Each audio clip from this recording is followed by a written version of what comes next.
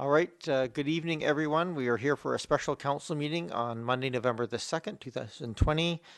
Just want to acknowledge before we start that we are having this meeting and most watching are on the traditional territories of the Coast and Strait Salish people, specifically the Lekwungen-speaking people, known today as the Songhees and the Esquimalt First Nations, and also recognize that their connections to this land continues to this day. Also, of course, this is being live streamed, but is also available for later watching through the Oak Bay Municipal website. My mayor's remarks today are very short. I just want to thank everybody for having a safe and very friendly Halloween for all the kids walking around. Of course, we didn't have our usual avenue trick or treat, but people opened up their homes and with safety shoots of candies and catapults and all kinds of ways of letting kids trick or treat in a safe way. So thank you for everybody who participated so eagerly. Also, just want to let everybody know that there is a budget survey that's now live.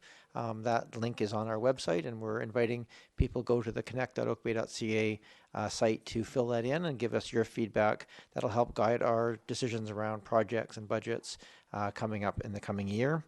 And last but not least, I want to again remind people, if you are interested in attending the Oak Bay Cenotaph Remembrance Day ceremony, there will not be public attendance at the site, but you can participate virtually through a live stream, and that link is now live on our website.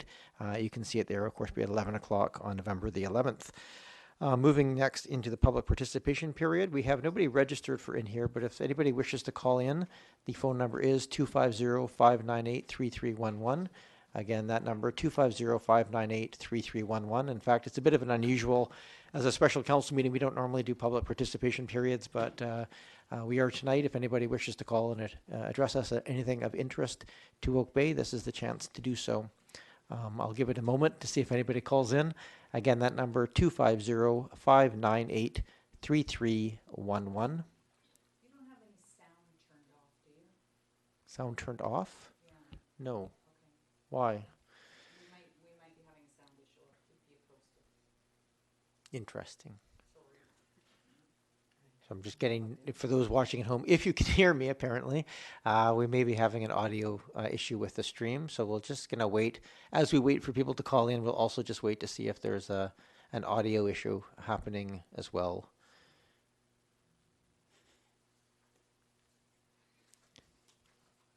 If people don't know I'm asking them to call in, they won't call in. I guess that's the conundrum here. I'll tell you what, if... Yeah, no, I cannot do sign language, not that well. I think ABCDE is what I remember from my sign language days. Is there any way of just checking, Mrs. Morden or someone, just as to whether or not the live stream audio is working? Yes, Your Worship, we are actively checking into that. Okay, well, I just feel like I have to keep talking so people have something to listen to if they're checking the audio. So I will. I don't mind if we're for the public participation period. If we can come back to that following the first agenda. Actually, what is the first agenda item? Is we have to have public input on available to that as well. So I just want to make sure our audio is in fact working.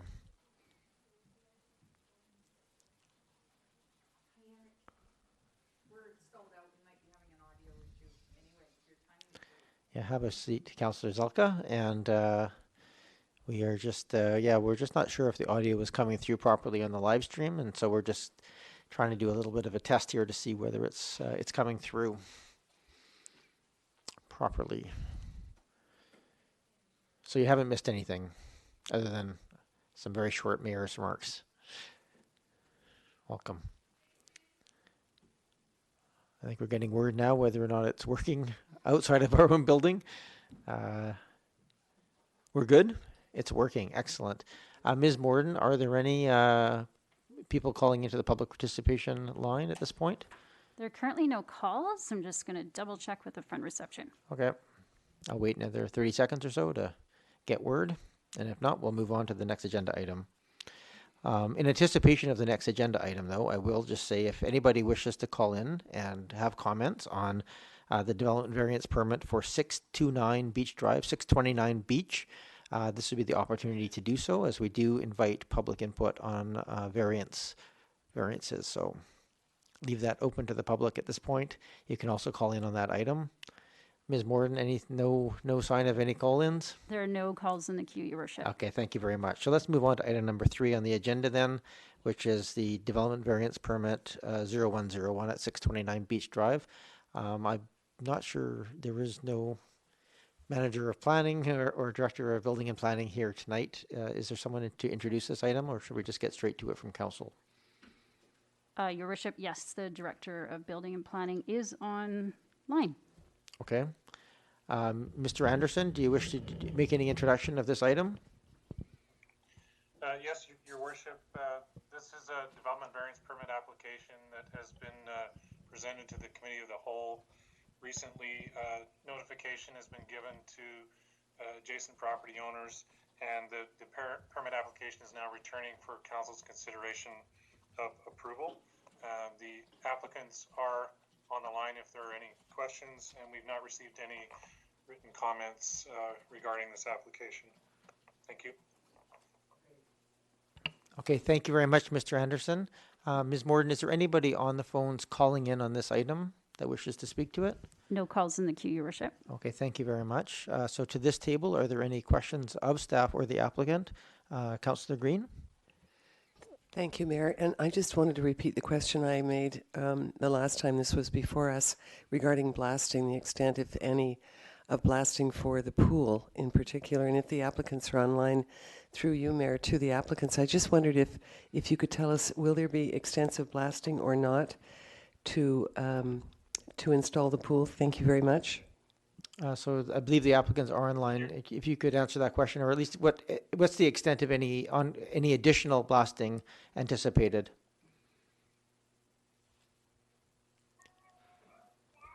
Sorry, are the applicants online? We can't hear you if you're speaking at the moment. Your Worship, it's Mr. Anderson here. I can speak to that if you wish. Sure, that would be helpful. Yeah, as we'd indicated, blasting for the new home had also included blasting for the pool area. So there isn't anticipated to be any additional blasting associated with the pool. Thank you. Thank you, Councillor Green. Any other questions? Councillor Patterson?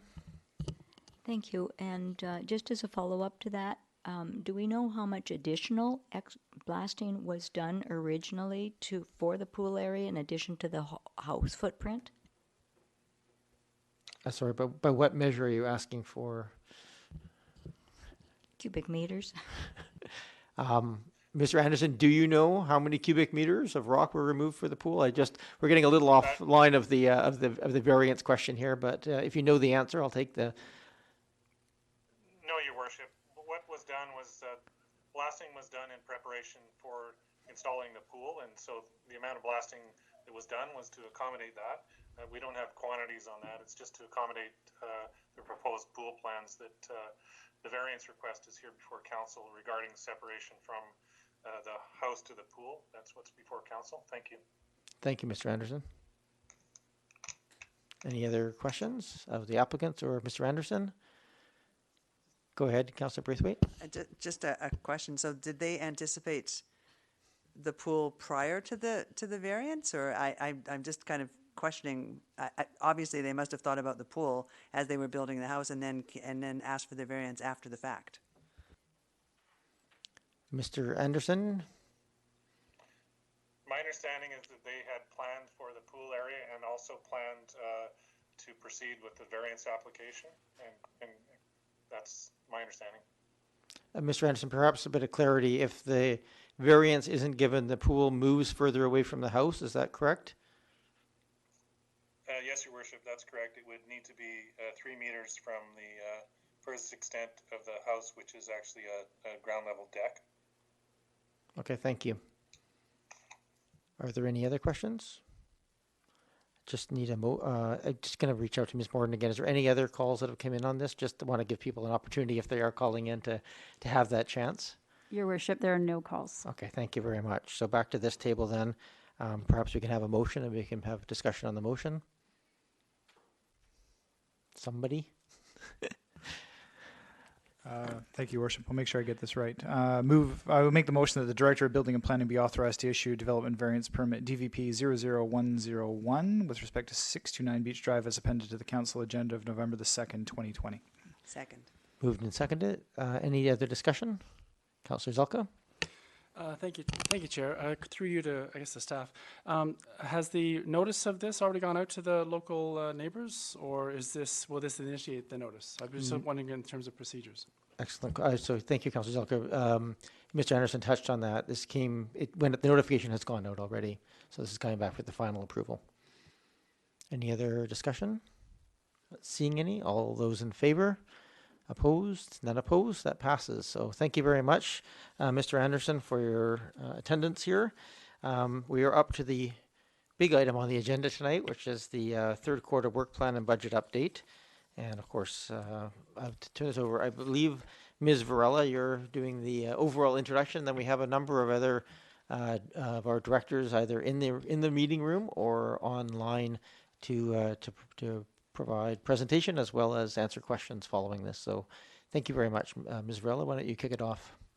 Thank you, Your Worship. Yes, you don't have to listen to me for the whole presentation. You will have the pleasure of Ms. Bay, who's the Director of Strategic Initiatives, as well as Director Payne, our Finance Director, and the other directors are on site or online to support questions. So again, we were looking for a bit more depth than Council got at the Q2 reporting. That was a really loaded up agenda.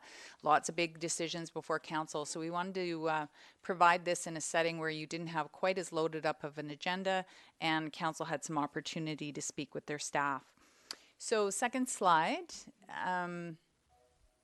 Whoops. There we are. That's every presenter's worst nightmare. So really this planning cycle that's before Council, and this has been loaded up on the website for the people watching at home as well. This planning cycle is part of that long game of improvement that we've talked about. A lot of these pieces are relatively new or in the last couple of years at least. Part of that enhanced transparency and accountability process. So again, we hope Council sees this as an improvement over the Q2 reporting, and we hope to continue building on the successes, sorry, that was hard to say, of how we're putting out the information from the district. I know everyone's tired of hearing about it, but we can't ignore the facts of COVID-19 on our work plans since this began. I think we're on 7 months and 16 days of a provincial emergency now.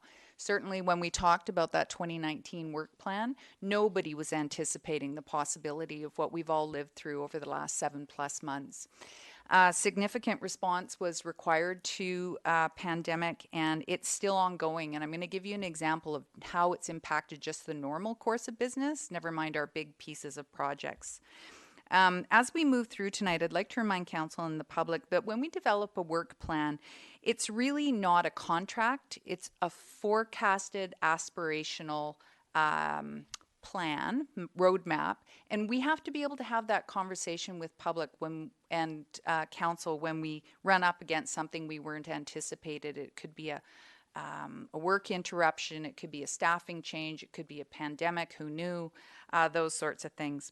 One of the things that I wanted to put on the radar was Sina actually tracked her Emergency Operations Center hours, and while not everybody did in the same way, I think it does speak to the experience of staff. So Sina tracked 350 hours, which equates to about 10 weeks of work spent during her regular workday or uncompensated overtime in the EOC.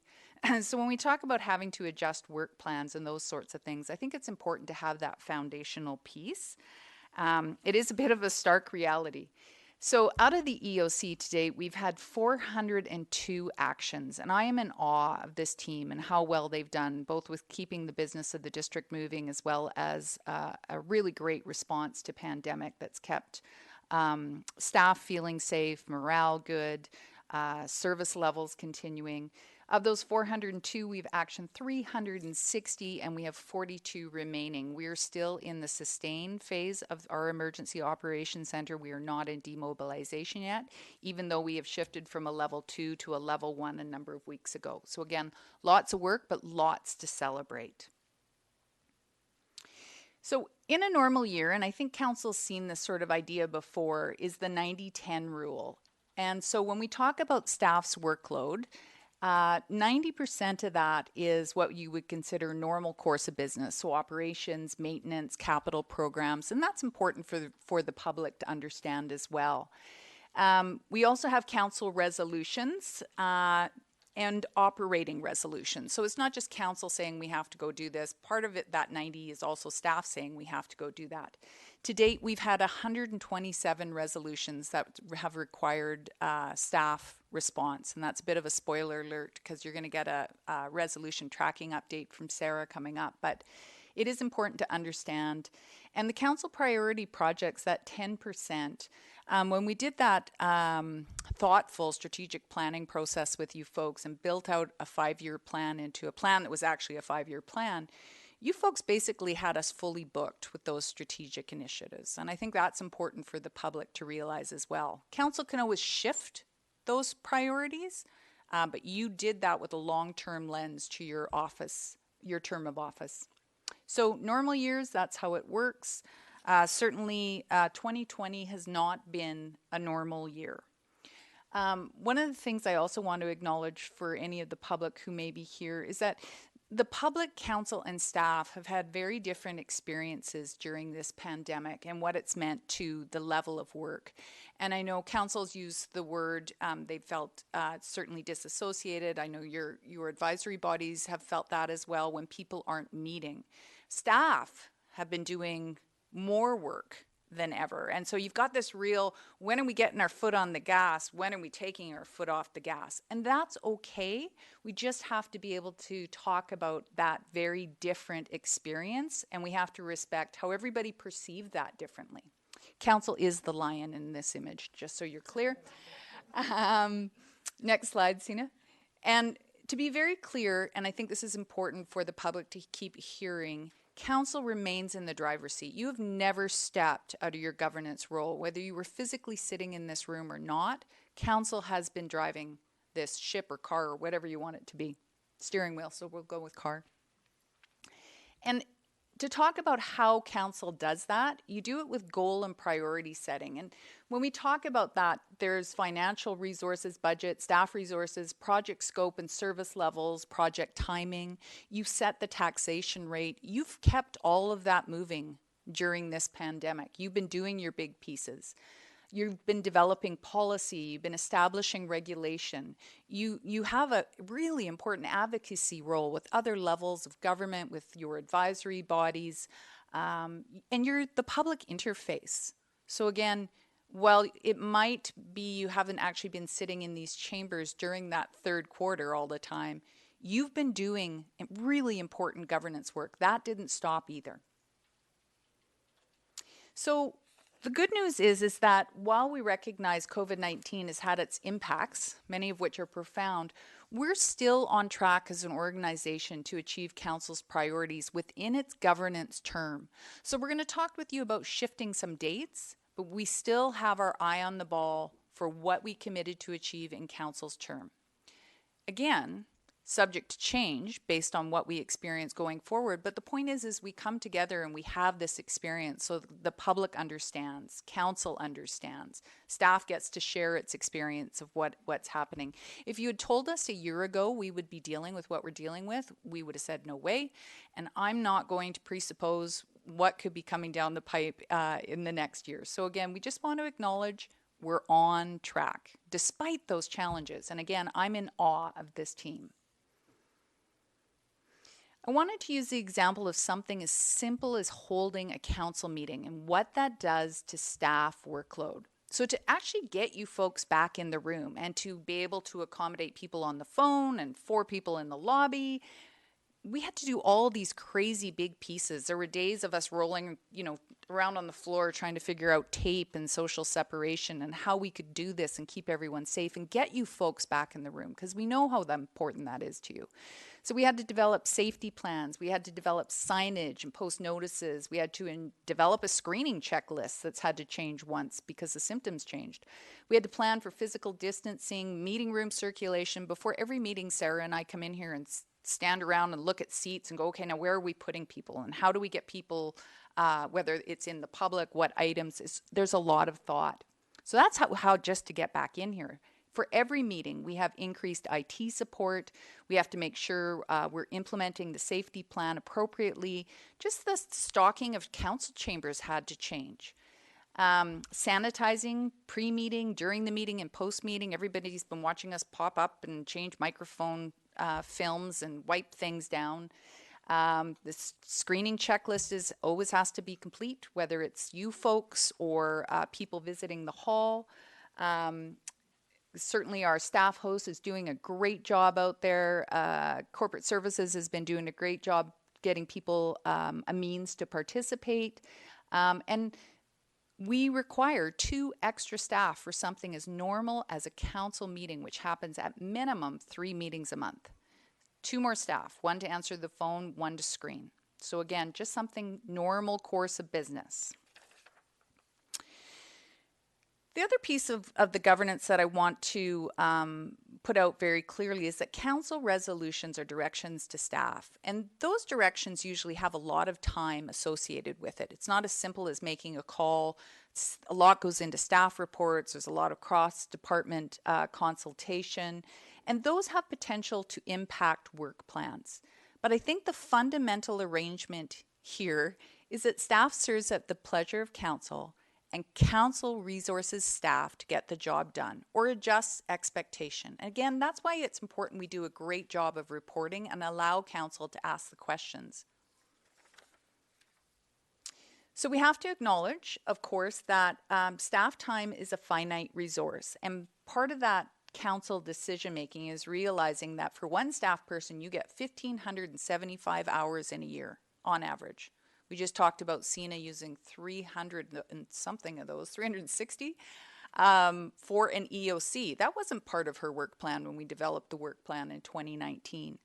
And so when we talk about the normal business of council, how do we adjust? So we expand capacity to support the expanded work, or we adjust services to match capacity. And that's part of what the discussion that we're leading up to tonight.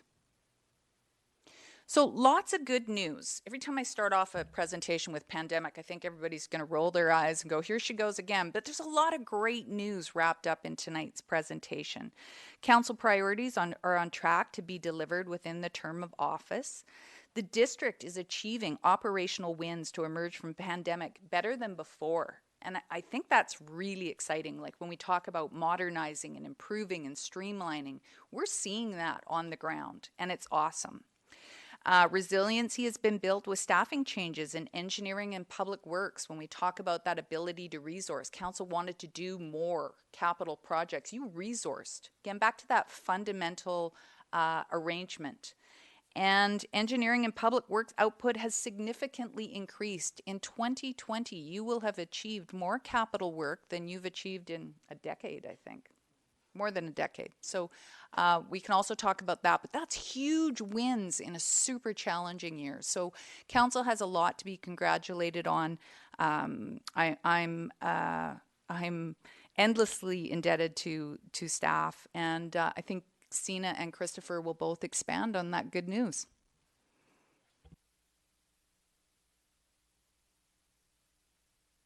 I guess I'm welcoming you, Ms. Bay, next. There we go.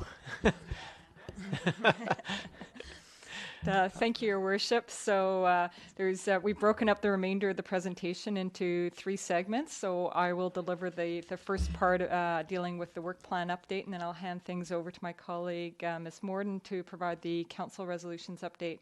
And then things will be handed off to Mr. Payne for the budget update. So, and just for those watching at home, it's Ms. Bay speaking, who is our Director of Strategic Initiatives. So go ahead, Ms. Bay. Thank you, Your Worship. So starting with the work plan update, I can talk about the 30 council priority projects that the corporate plan had us either initiating or completing this year in 2020. And shortly, I'll talk about those projects that we undertook work for in the third quarter. But of those 30 projects, 5 are complete, 22 are in progress, and 3 are yet to be started. And the attachments to your reports provide a bit more detail about what each of those are. The number 30 is quite a large number, and other organizations have worked in kind of the general practice in the field would be to say that an organization such as this would be hard-pressed to effectively complete 10 such projects in any given year. And we're talking now about not minor projects, but significant projects that require more than one department's involvement. And so just to provide an example of one such project that I'm quite familiar with, the Marina lease negotiation process. Although I'm the face on that, I'm certainly not the only department that's involved. There's a financial component in there that involves Mr. Payne. There's a building and planning component. There's a recreation component. There's a fire department involvement. It's just this.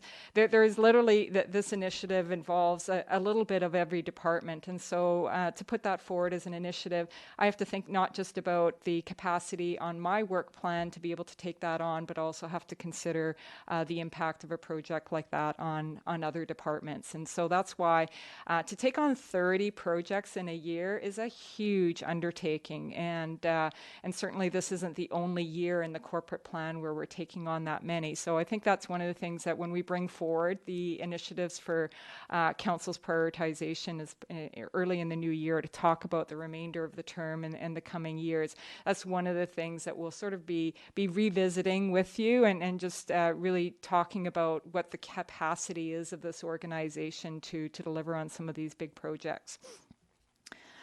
So focusing now on the good parts, the parts that we have to celebrate in terms of the accomplishments specifically this past quarter.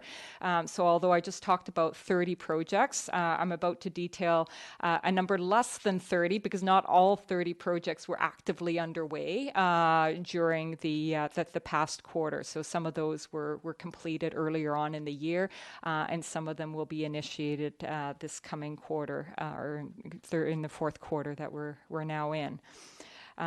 So with respect to the where we're at now, you'll recall that we provided a quarterly update in July for the second quarter. And that quarterly update looked a little bit different than the one that we're presenting tonight. So I thought it would just be maybe worth a bit of time here just to explain what the key differences are between this quarterly update and the previous one. Because based on the feedback that we got from you and from others through that second quarter update, we've made some refinements. So one of the refinements has been that we're now organizing the work plan update by council priority rather than by department. So hopefully that will make it a little bit more relatable for you.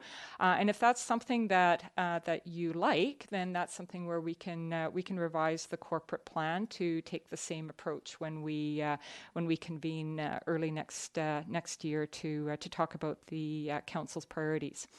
And then secondly, you'll see that the percentage progress numbers that you have in your attachments, the numbers look a little bit different than the ones that you saw back in July. And so you may say, well, how can the percentage completion actually have gone down between July and now? The reason is that the frame of reference has changed. So we're now reporting out on the percentage completion in relation to the entire project rather than in relation to what we anticipated to get done this year. We're just anticipating that might make a little bit more sense to you because otherwise it's hard to know how many more years after this one and how much work is truly remaining to be done. And then finally, we are reporting on operational matters only where those are directly related to council's priorities or represent significant amounts of work. And I'll get into that in just a minute. So working through these on the basis of council's priorities, one of those priorities is housing and diverse housing specifically. And what I thought I'd do is here really, I'm pretty well just going to read these through and give you the high level overview, and then I'm going to be pausing after the work plan component to give council an opportunity to ask questions, and that's where the other directors will be happy to chime in if you're looking for more information on any of these. So on diverse housing, we prepared a secondary suites options report. And you'll see that the background on that one is a darkened version of an icon there, and that's because that report was included in the corporate plan. You'll see I've also taken the liberty of including the negotiation of the lease with Verks, and the reason that's noted a little differently here is because that wasn't actually included in the corporate plan, but this is one of those operational items that represented a significant amount of work over the past 2 quarters, and is a significant achievement on the part of council that directly relates to diverse housing. So I just thought that was worth highlighting and mentioning here. With respect to service excellence, we've drafted the procedures bylaw, completed the committees and commissions policy, and on the IT front, installed Office 365. In terms of HR initiatives, we've drafted the learning and development policy. We've drafted a performance management policy and prepared a performance evaluation template, and drafted the first version of the occupational health and safety program. And because we know that the council has shown a great deal of interest in the HR plan piece, we have Ms. Donnelly prepared to provide a little bit more detail on the HR plan. So we've got 2 slides relating to that, and I will invite Ms. Donnelly just to either join us in the room here or alternatively to chime in through her office. I did see Ms. Donnelly in the building here, so. All right.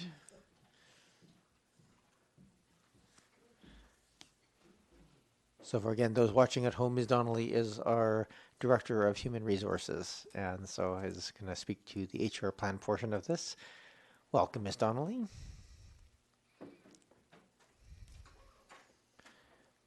You are assigned a couple of slides, I understand. Thank you, and good evening, Your Worship and members of council. Yeah, I have a couple of slides that I have been assigned, and I just have to put my glasses on first. I'm getting old.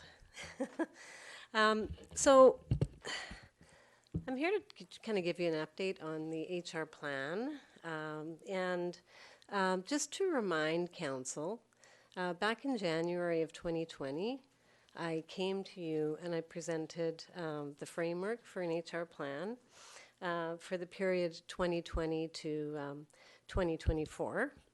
And, you know, as I said in my presentation, it is a multi-year, multi-component plan.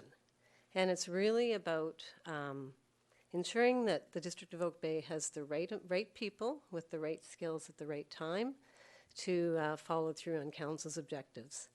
The other thing that we're trying to do with this is we're trying to build a foundation, because we haven't really had any human resource policies in place at the district, and so we're building here, and it's sort of a work in progress. But we're also trying to position ourselves as an employer of choice, ultimately, right? And so that's really the whole intention behind this. And you know, we actually included 9 projects in this HR plan framework that I presented, and they were workforce and succession planning, recruitment, selection, and onboarding, learning and development, which includes a tuition reimbursement component, which was new that council approved, and that is underway. We've managed to make some headway there, and employee engagement, employee recognition, competitive total compensation, flexible work arrangements, performance feedback and evaluation, and that is something that we're making some good progress on, and we hope to provide training to our supervisors and managers by the end of this year, and hope that we can roll out every employee getting a performance evaluation in 2021. And another big project for us was to update the occupational health and safety program, because we had, it was extremely outdated. And I'm happy to say that we're making some good progress on that. So we're working through that project. It's a lot of work. We've actually put a first draft together. It's about that thick. And so now the hard part comes, and that's to actually look at the gaps, look at what we currently have in place, look at what best practice is, and to look at implementation and training of our staff, which will hopefully all happen in 2021. So that's all on target. I guess, so that was all of the good stuff in terms of the plan that was presented. And then not to belabor things, because, you know, Lou was having some discussion about this earlier, but I have to tell you that that was delivered to you at the end of January, and then COVID hit hard, and that has taken up a tremendous amount of my time as a human resources manager. You know, I mean, we just had to hit the ground running, and it was unprecedented for us. So everything from, you know, development of COVID-19 policies and pandemic protocols, the communication and implementation of all of those protocols, the development and communication of COVID-19 management guidelines so that we were consistent in terms of how we were handling different employee scenarios throughout the district, and it was ever changing. You know, at the beginning there was a, you know, just as an example, the usage of masks wasn't something that was really being promoted. Now it is. So we have to change our plans to react to that, right? Occupational health and safety, the development and review of safety plans. When we went into restart in May, we had to develop safety plans for every single operation that opened. And I have to really, really recognize the staff in the various areas and centers. Recreation did a tremendous job in pulling all of those safety plans together so that they could open up their operations. COVID-19, regional HR coordination, and then, you know, we had to, there were approximately 293 auxiliary staff that weren't called to work. So, you know, we needed to support them. You know, they weren't getting any money coming in, and so, you know, we had to inform them and support them in terms of what was available, in terms of federal and provincial, you know, benefits programs and all of that. So, you know, we kept on top of that, and we kept on communicating all of that to our staff so that they felt supported. And of course, our Wednesday wellness sessions that we actually developed in March, and we've been putting them on. We took a break over the summer, but we've reintroduced those, and staff have really appreciated that. You know, especially, you know, with staff working from home, and staff that were not able to work during that time. They really, really felt so supported by the district. So that was just sort of to give you an idea of the work that, you know, not only myself, but other staff were sort of trying to pull together at a pretty frantic pace with differing information going on all the time. So as a result, the work that has been spent on that has delayed some projects. As you said earlier, some are underway. But you know, I'm going to say that the recruitment, selection, and onboarding project in developing policies, procedures, and training is probably going to be delayed until 2022, realistically. Workforce and succession planning. One of the things that we're looking at right now is that we need to have systems in place to be able to generate the data and the information that we need to pull together information. And so we're currently working on that, but there's systems development that is underway and is needing to take place. So we're looking at focusing in on the systems development and the data collection in 2021.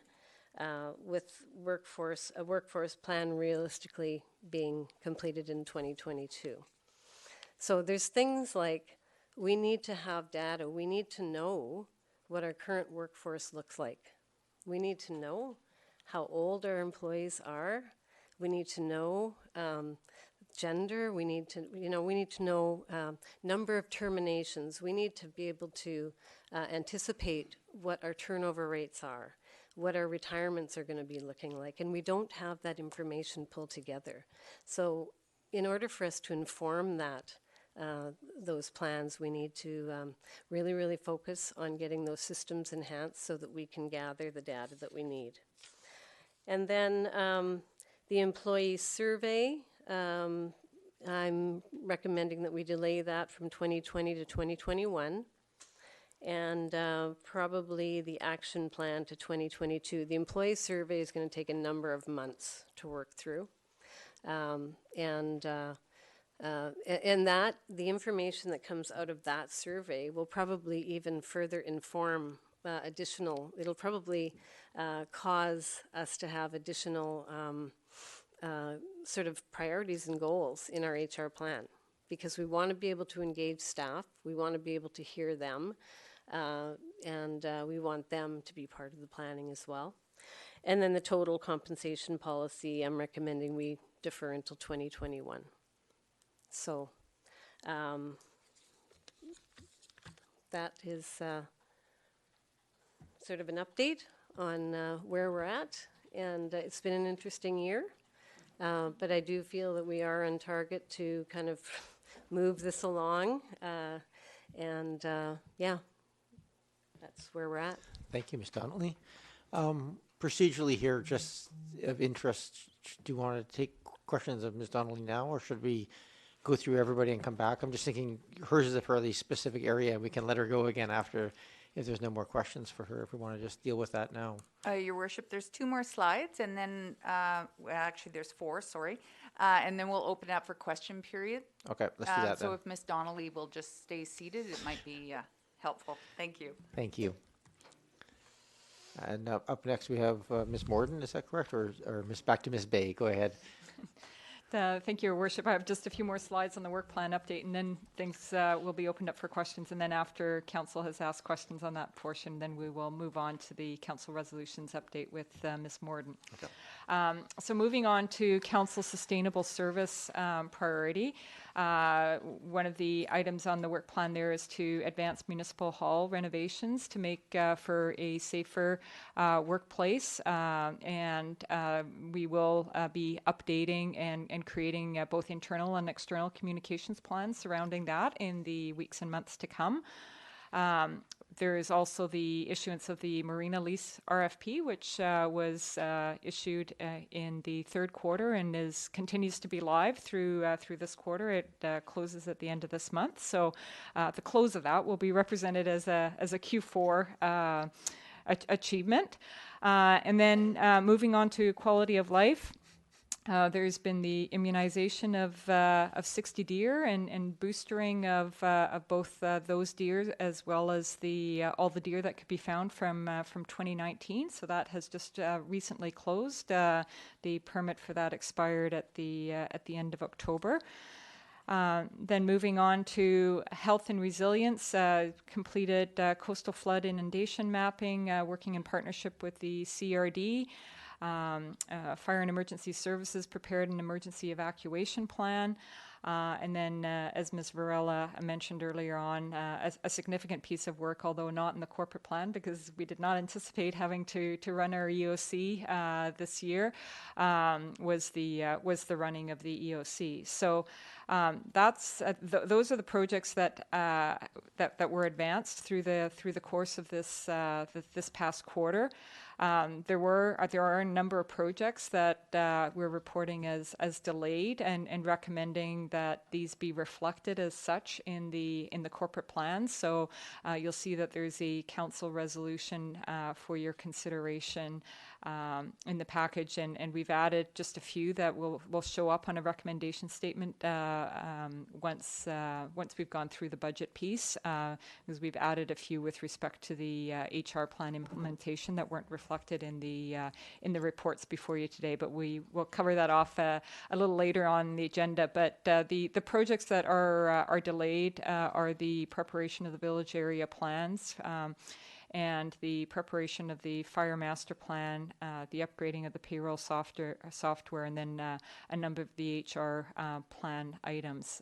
So the specific resolutions relating to those will show up on a slide following Mr. Payne's presentation. But we can pause now for questions should your worship be deem that an appropriate step at this point.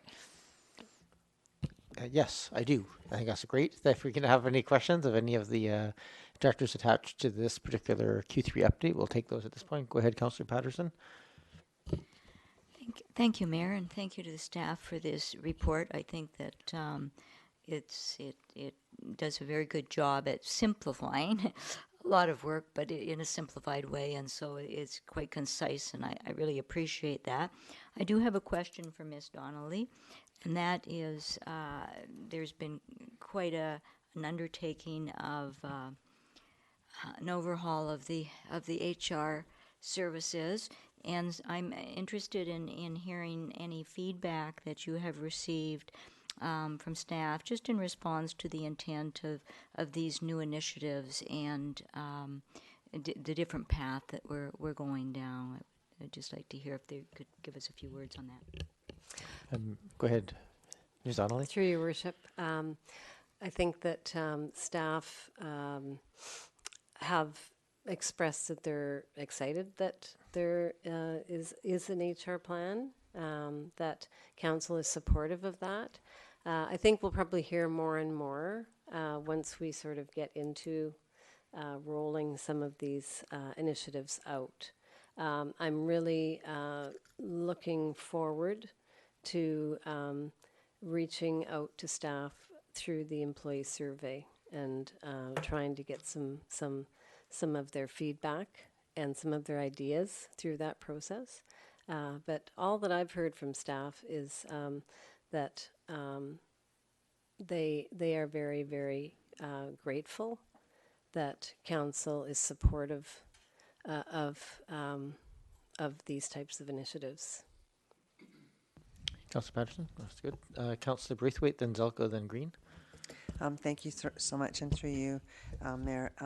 I notice on the attachment number 1, I think it is, number 27 of the council priorities is change rules for home-based businesses. And it says time permitting, and it hasn't been commenced yet. And I'm just wondering, with it at this time of COVID, if this might be something that we maybe foresee moving along with, or how staff feels about getting those rules and bylaws in place for something like that. And I guess that would really go to, I think that fell on Mr. Anderson's plate at the end of the day. But Ms. Varela, or do you wish to speak to that at all? I'll defer to the Director of Planning, Your Worship. Thank you. Thank you, Worship, members of council. Yeah, as you may recall, that was an item that had been added on by council as part of the discussion of initiatives going forward. I think the impression from the department was that if we could get to that, we would do so, that it wasn't necessarily a high priority, but it was something that needed to be addressed. At this point in time, we do not plan to work on that in the next period of time. But I'd sort of invite council's direction on that. Okay, thank you, Mr. Anderson. Councillor Braithwaite. Oh, that's fine. Thank you. Councillor Zelka, then Green. Thank you, Chair. With respect also to, I guess, attachment 1, the diverse housing section. A number of our motions actually make reference to something referred to as the housing framework, but I don't see housing framework mentioned in this report. The question is, what is it called in these reports, and how will I know when the housing framework has been delivered? Thank you, Councillor Zelka. Mr. Anderson? Yes, thank you, Your Worship, members of council. The housing framework is actually, in fact, as it says, it's a framework that is basically implemented by us examining these different housing options through these various initiatives that we have before us. So the housing needs report, the secondary suite study, our look at housing options for neighborhoods, and also looking at multifamily housing opportunities in village area plans. Each of those initiatives will lead us toward the components of a housing framework that would basically tell us what are the needs for housing, what are the options, and what do we think we want to implement in order to meet those needs. And that's overall building that framework. So the framework is actually, if you will, a kit of parts is the best way for me to describe that. Go ahead, Councillor Zelka. A supplemental about that. Will there be a separate deliverable focusing just on the framework that ties all those separate parts together, or not? I just was wondering how again, how will I know that it's finished?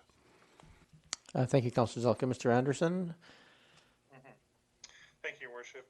So when we move along and examine the different housing options through these separate initiatives, the outcome of each of those initiatives will have some direction on what it is we want to deliver in terms of actions related to housing options.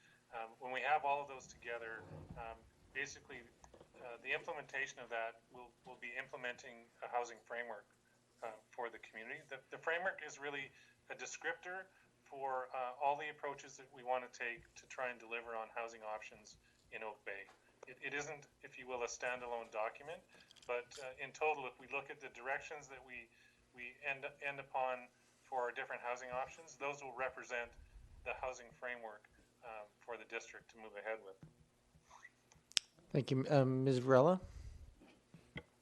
Thank you, Your Worship. So in the 5-year financial plan, there was actually a graphic about the housing framework that included the secondary suite study, the infill housing, the village area plan, and the zoning bylaw review, and that was built out from 2019 to 2023. So there's actually a visual that you can rely on for that. So thank you for that, Councillor Zelka. Thank you, Councillor Zelka. Councillor Green? Thank you, Mayor, and thank you to staff for very comprehensive work, as always, and extensive reporting. I just have two questions, one for Ms. Bay, one for Mr. Anderson and one for Ms. Donnelly. The one is on diverse housing, and on the secondary suites options report, it is prepared.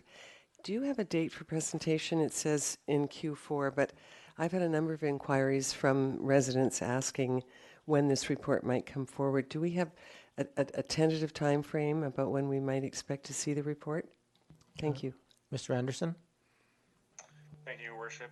Yeah, our intent is to bring an update at the November Committee of the Whole to Council on the secondary suites strategy, and then we'd like to return shortly thereafter in December to present basically what is a draft strategy regarding secondary suites.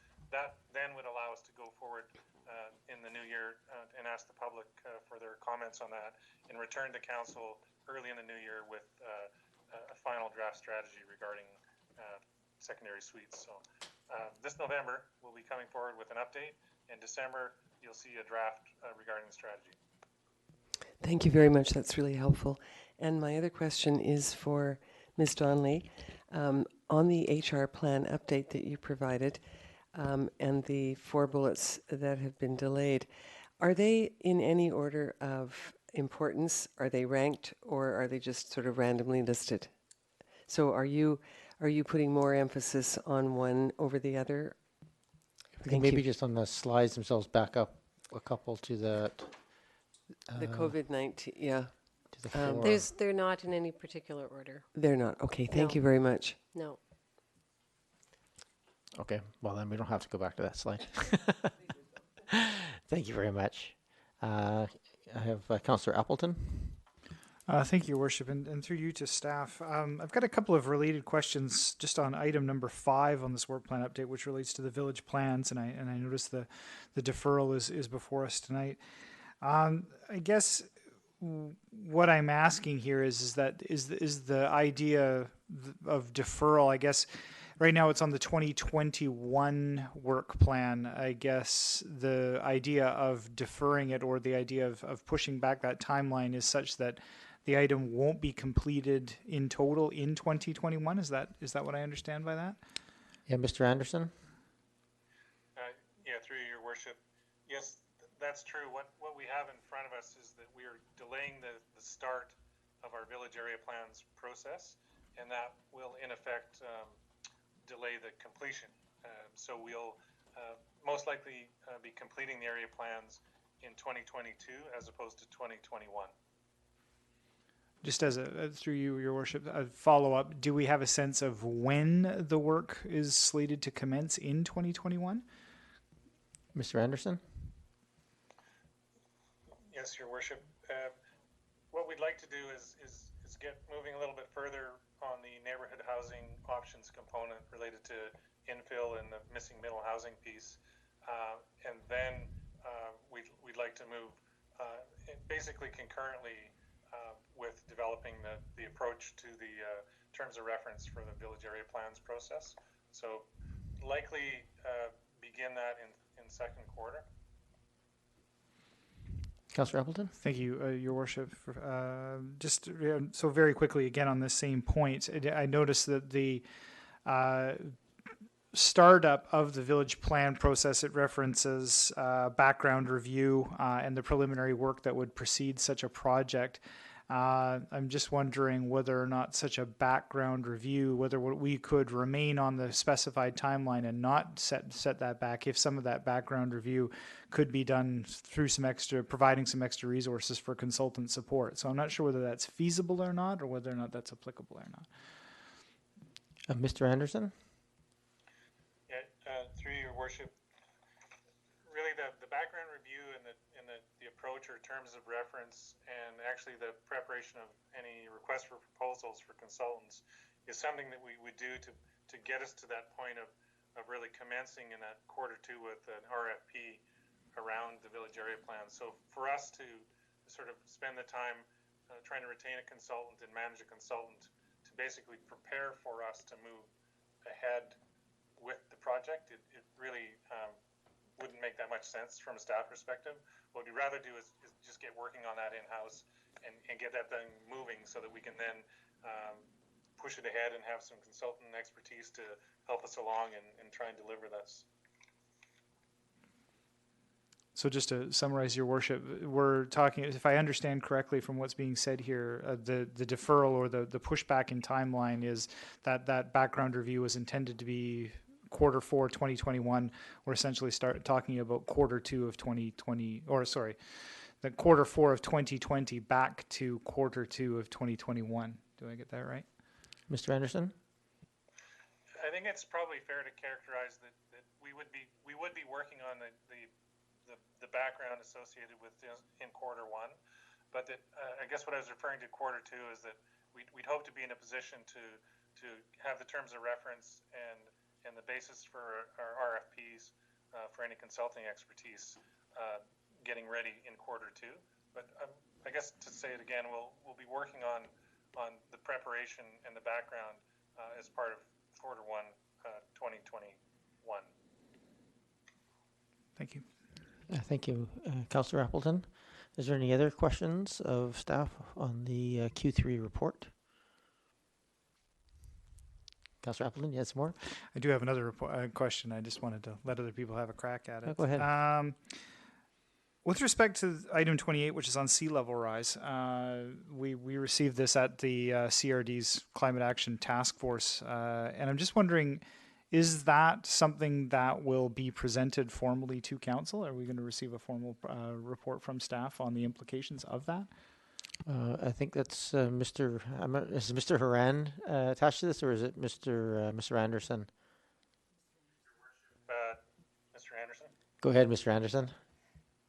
Yes, so yes, in fact, our intent is to prepare a review of the work that's been done through the Capital Regional District, and then provide some information to council regarding any implementation measures that we might be taking respecting that sea level study. Go ahead, Councillor Appleton. Just as a follow-up, is that expected to come before council in advance of our next strategic planning process? Mr. Anderson? I'm not sure if I can answer that at this point in time. I would hope so, but I have to review our work plans. Okay. Thank you, Councillor Appleton. Were there any other questions? Councillor Patterson? Thank you, Mayor, and through you to staff. Number 18, or number 17, I apologize for that. Number 17, Financial Services, developing the long-term financial sustainability plan. The date is out on 2022, and there has been some progress made on this. What do we see as taking place, perhaps in 2021, to build on taking us nearer to the long-term financial sustainability plan? Thank you, Councillor Patterson. I'll give it to Mr. Payne, our Director of Finance. Thank you, Your Worship. So staff envisioned putting together a inventory of municipal assets, their condition, their expected replacement costs. And the reason why it's slated for fall of 2021 is so that the funding implications that fall out from that report can be considered in the 2022 budget process. Otherwise, we'd have to wait another year to start thinking about what our transfer reserve budget should be to support that plan.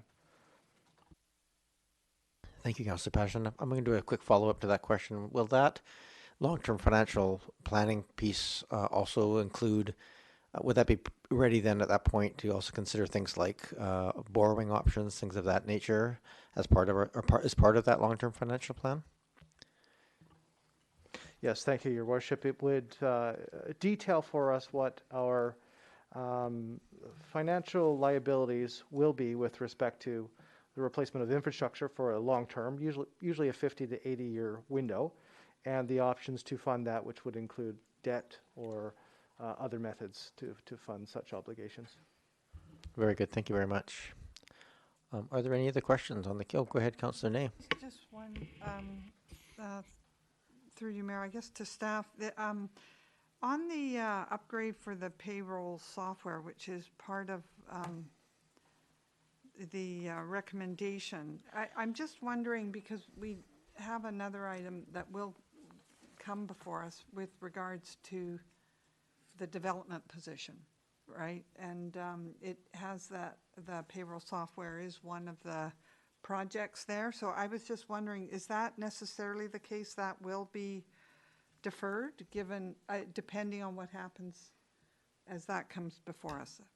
I was just wondering, is it a bit up in the air, or is it to be deferred for certain? Put it to Mr. Payne. How firm are your expectations on this on the payroll implementation? It's been underway for a bit, and I know it's been delayed at various times, but perhaps you can give a bit of an update on expectations.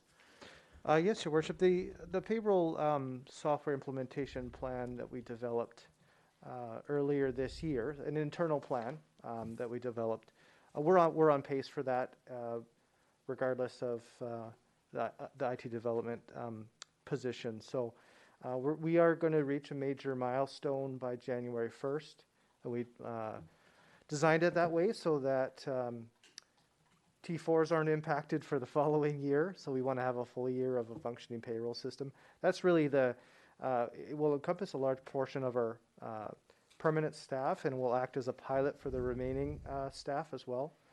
And the payroll project will also support the HR implementation plan in terms of providing a system to assemble the data that would inform the HR plan as well.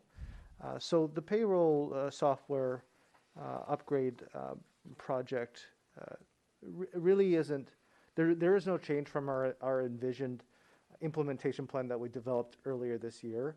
The fact that the council priorities listed it as being completed this year wasn't really feasible. It was that target was developed really before we put together the payroll implementation plan this year. Thank you, Mr. Payne. And just for anybody watching at home, if you have, if you go to the website, you'll see there's a new item under new business for IT or project development position, looking at reallocating some of the funding for a position to help manage some of these projects as well. That's where that comment came from, so you can see it there. Any other questions yeah, go ahead, Councillor Green. I do have one more for Ms. Donnelly and through you, Mayor.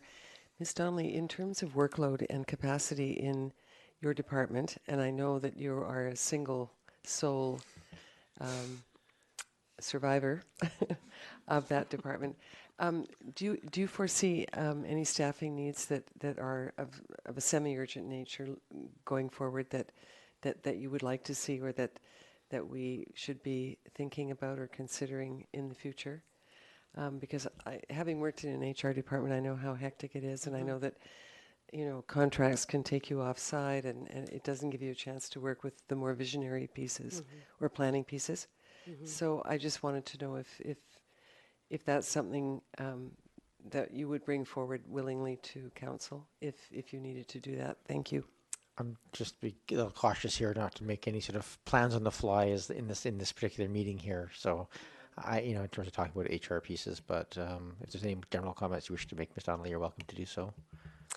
Through your worship, I hear you, and I if we felt the need, we would be coming forward to council with those requests. Thank you. Thank you, Ms. Donnelly. Any other questions or stuff at this time? No, I think, are we going to do the motions as we go through here to receive as we go? Because we're essentially done with the Q3 plan at this point, are we? We do have resolutions. Oh, sorry, Sina. We do have resolutions coming up at one point in the presentation, Your Worship, and there is the first recommendation is to receive the council resolution reporting after. Why don't we just do that when that comes up on as part of the presentation then? But I would like to just express my appreciation. It's interesting going through this, how natural it felt to go through and look at, hey, here we are at this point in the year. Here's where we are as percentages. Here's the green light, red light. It's good to just take a breath and remember we had none of this last year.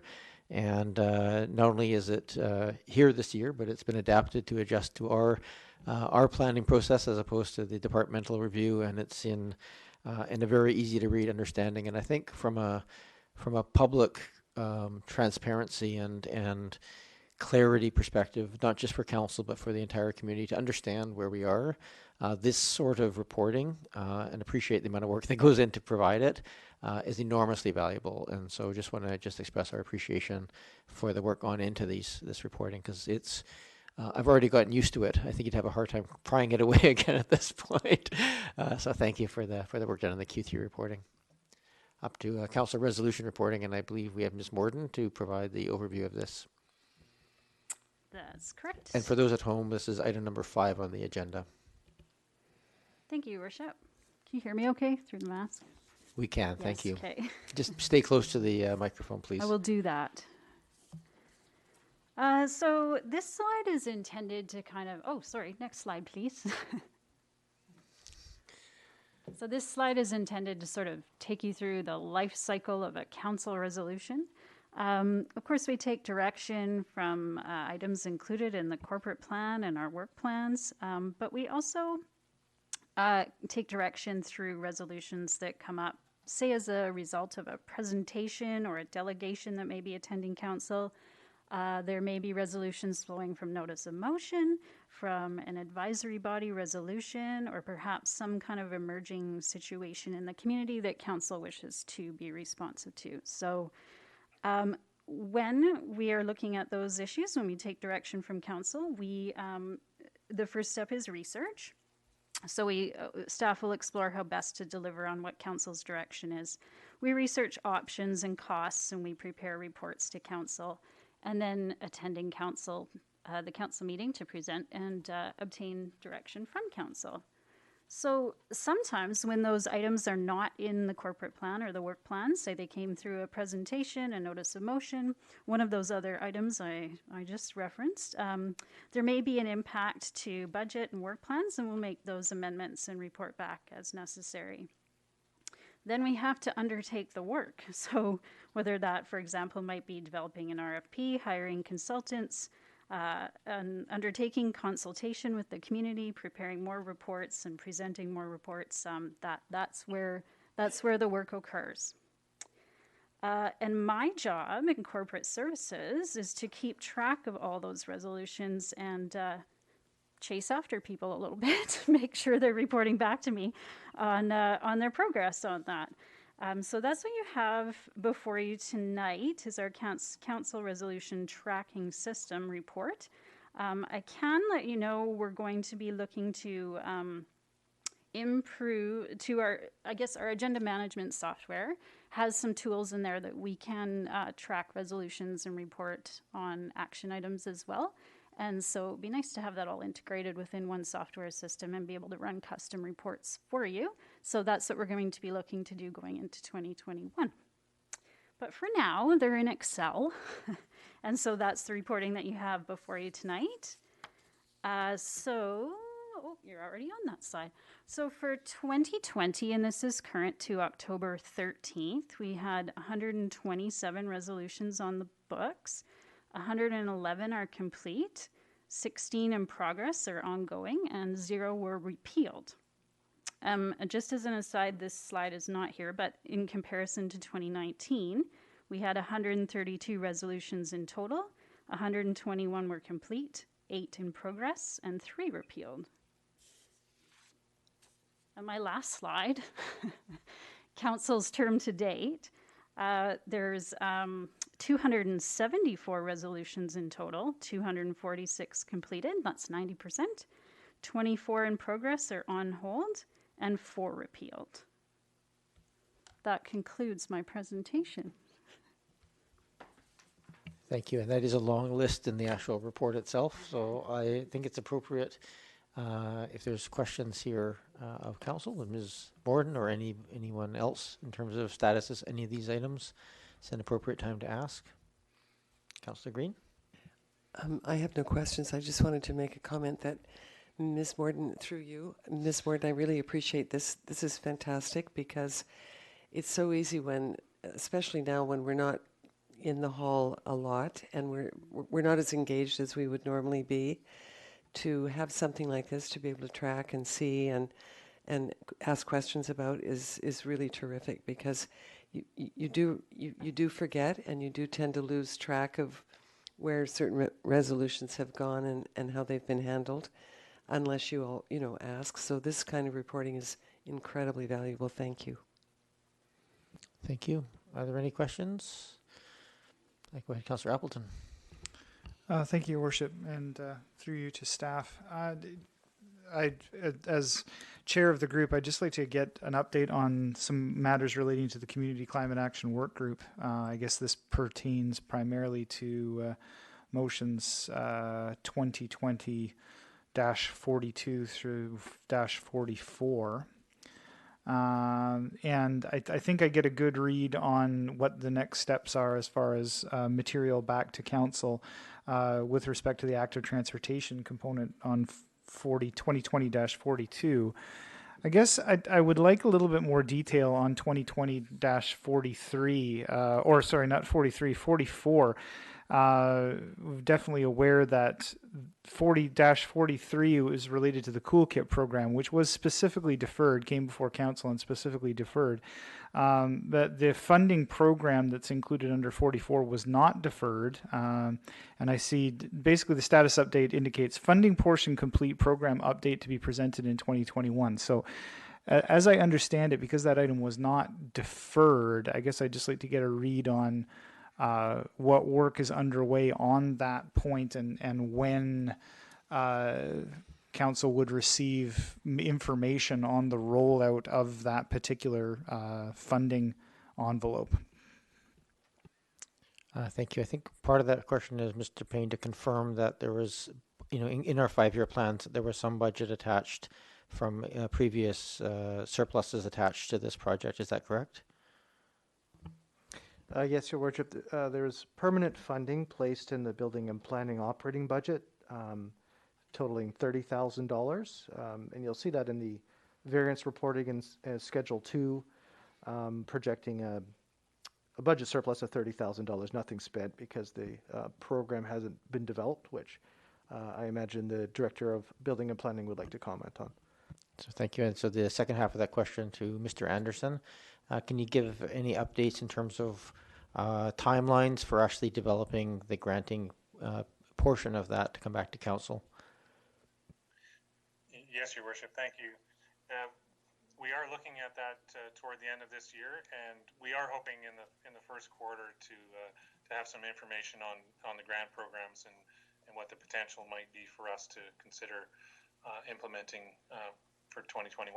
So we're hoping again to come back early part of next year regarding that program. Thank you, Councillor Appleton. Thank you. Any other questions? I'm not seeing any, so thank you very much, Ms. Morden. And again, thank you for this report.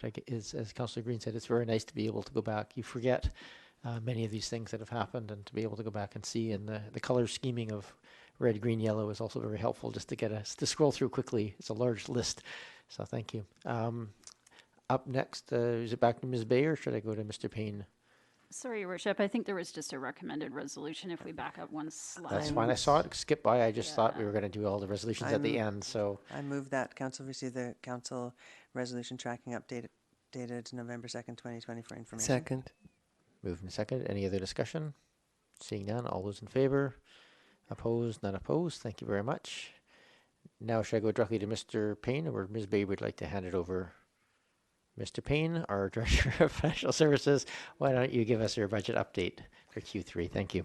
Thank you, Your Worship. And to my colleague, Mrs. Morden, we can add another council resolution that's been actioned and completed in that log from the last slide.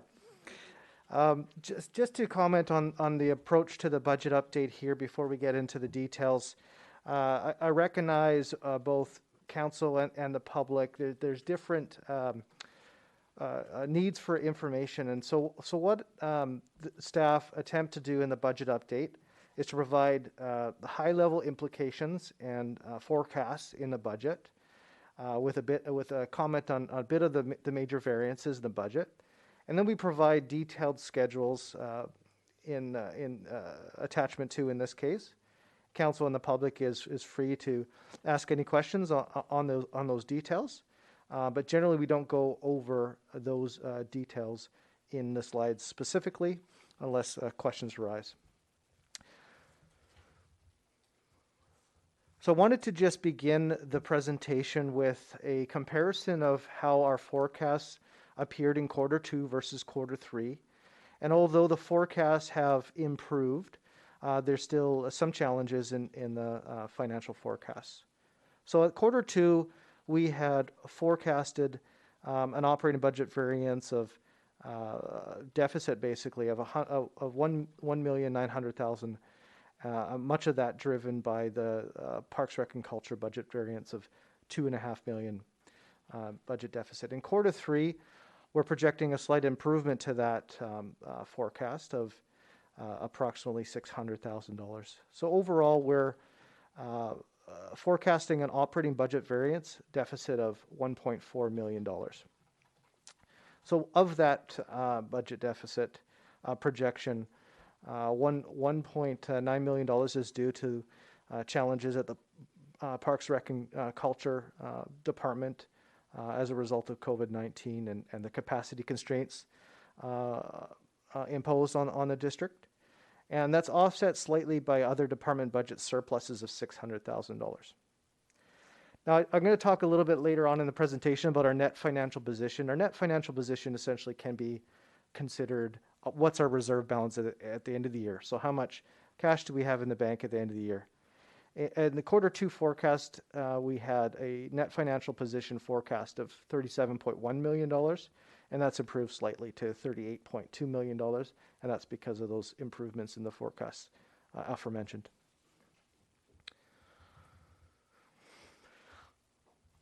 In terms of our revenues, we had budgeted for $47.5 million, and we're forecasting to fall short of that forecast by $5.3 million. I'll talk about that in a bit more detail in just a couple minutes here. The majority of that is due to recreational revenues dropping, but is also offset by somewhat by recreational expenses dropping. Our investment revenues are expected to fall short of budget by $125,000. That's about 15% less than projected. But that's despite the money market returns being down 78%. So had council not approved a new investment policy earlier on the year and our portfolio would not have been diversified, then we would have been short $700,000. So a good achievement by the district.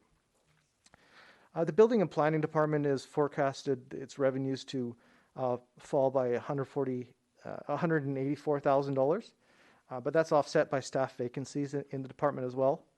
But interesting to note, the Building and Planning revenues are still forecasted to exceed last year's total, so that's a positive. They sure have been busy with folks at home wanting to commence some renovations while they're in quarantine.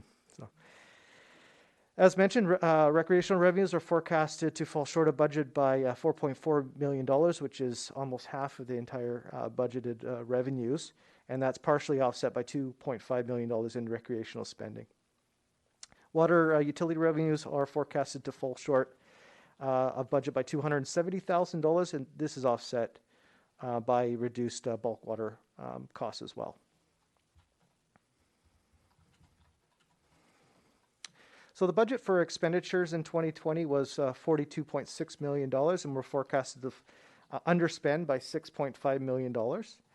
Obviously, a large portion of that, $2.5 million, is the recreational expenses. And there's $550,000 in other operational budget underspending. And we've detailed that, the surplus in Schedule B of Attachment 2. The fire protection is forecasted to overspend by $44,000, which is actually a decent financial result considering that they had, that department in particular had $30,000 in incremental COVID expenses itself, not including some of the OT that they incurred as well. But that's offset by other protective services underspending in the forecast. Just an interesting point to note that the district is reporting at this time $150,000 in incremental COVID expenses. So those are expenditures that we wouldn't normally have to spend, and that includes things like PPE, staff overtime, but it doesn't include lost revenue, obviously. We may be able to recover approximately $49,000 of that. We can recover the costs that are related to our EOC, but we can't recover all the costs that are incremental due to COVID. So there's a distinction that the province draws in recovering some of those. There's also no contingency spending. So although we were forecasted to fall short of budget spending by $6.5 million, approximately $1 million of that was really contingency spending. So there's $725,000, for instance, in the Major Crimes Reserve. That's just there in case. So we didn't really expect, or we hoped not to have to spend that anyways. And council also added an additional $600,000 in surplus funded contingency in case we needed it. Again, we hoped that we didn't have to spend that. We didn't. So those aren't true savings because they would have been funded by surplus anyways. So the true savings, as mentioned, they're detailed in Schedule B, and those are the operating budget, the tax-funded operating budget savings. I have to commend my colleagues when we prepared the forecast. We recognize that we want to maintain the high level of services that the district provides to its citizens by the direction of council. However, there are some temporary measures that can be undertaken in this climate to reduce expenditures. Those measures can't be sustained year after year, but they certainly could be accomplished this year. And so we came together as a team and we're able to offset some of the losses in the Parks, Rec, and Culture Department by $550,000. So that offset about 1/3 of the losses over there. The next slide speaks to project spending, and I've delineated project spending in two categories. You've got special projects, so those are the council initiatives listed at the front of our financial plan.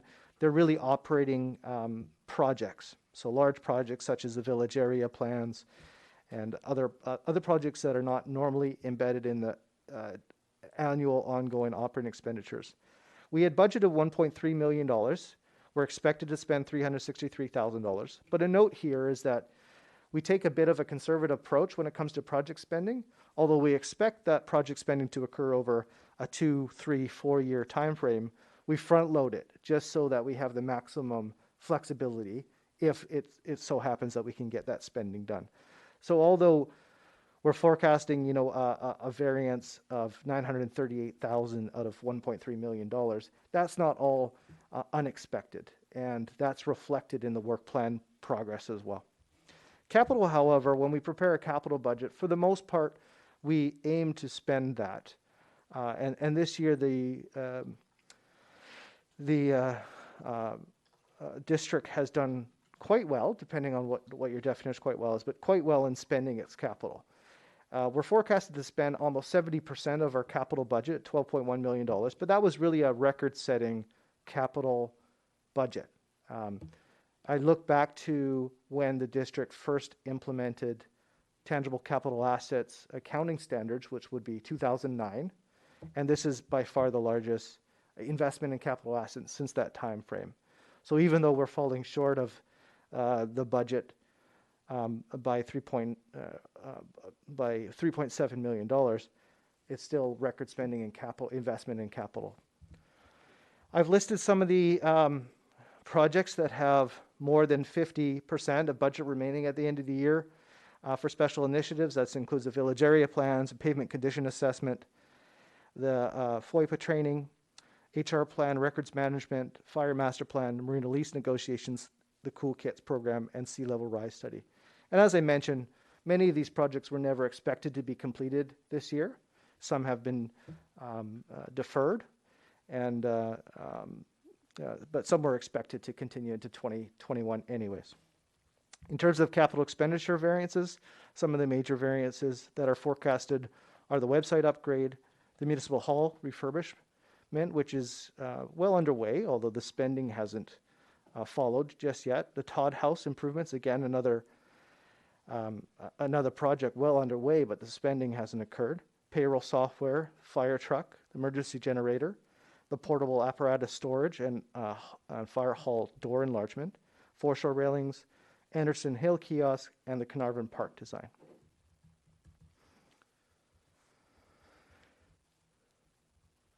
The last thing in the budget to present is the reserve transfers. So the reserve transfers really, the transfers in to our reserves are a result of our accounting surplus. So our accounting surplus is money left over after our revenues are used to pay for our expenses, right? So the higher that accounting surplus is, the more we set aside annually in our reserves. And then we use those reserves for capital expenditures. So that's kind of how the financial accounting role takes place there. So we had budgeted to set aside $7.5 million. That's also a measure of our investment in capital sustainability. So if we think the annual cost that we should be setting aside is $10 million, then we're 3/4 of the way in our budget towards that sustainability. And that was just a figure that I made up. We're not quite sure what that sustainability measure is. That will come in the long-term financial plan. So we budgeted to set aside $7.5 million. Council resolved to reduce that by however much the budget deficit at the Parks, Rec, and Culture Department was. It's now projected to be $1.376 million or $1.4 million. So our transfers to reserves are expected to be that much less. Transfers out are primarily correlated with our capital expenditures. So you notice, you'll recall our capital expenditures were $12.1 million. And here we have transfers out budgeted for $14.9 million. So we're pretty close. We're expecting $8.4 million in capital expenditures. The the forecast for the transfers out of reserve is $8.7 million. So you see how closely correlated it is to that. And these two items here, the transfer in and the transfer out, they really demonstrate how much money or how much less money we'll have in our reserves at the end of the year. So although we are projecting to, we're forecasting to put less money in our reserves by $1.4 million, we're also forecasting to take less out than we had budgeted by $6.2 million. That's why our overall financial position actually improves at the end of the year compared to what budget was. But that can be deceiving. So I'm just going to go to the next slide. Thank you. So here's an example again. If we look at the bottom line of this slide, our net financial position, when we prepared the budget, we expected our reserves to fall to $33.5 million by the end of the year. But now we're forecasting it's going to fall to $38.2 million. So we're going to have $4.7 million more in reserve than we had expected when we prepared the financial plan. But again, that can be deceiving. On a purely annual basis that seems positive, but it can be argued that money that we're not spending on capital will result in the necessity to spend it on capital next year at a cost escalated price.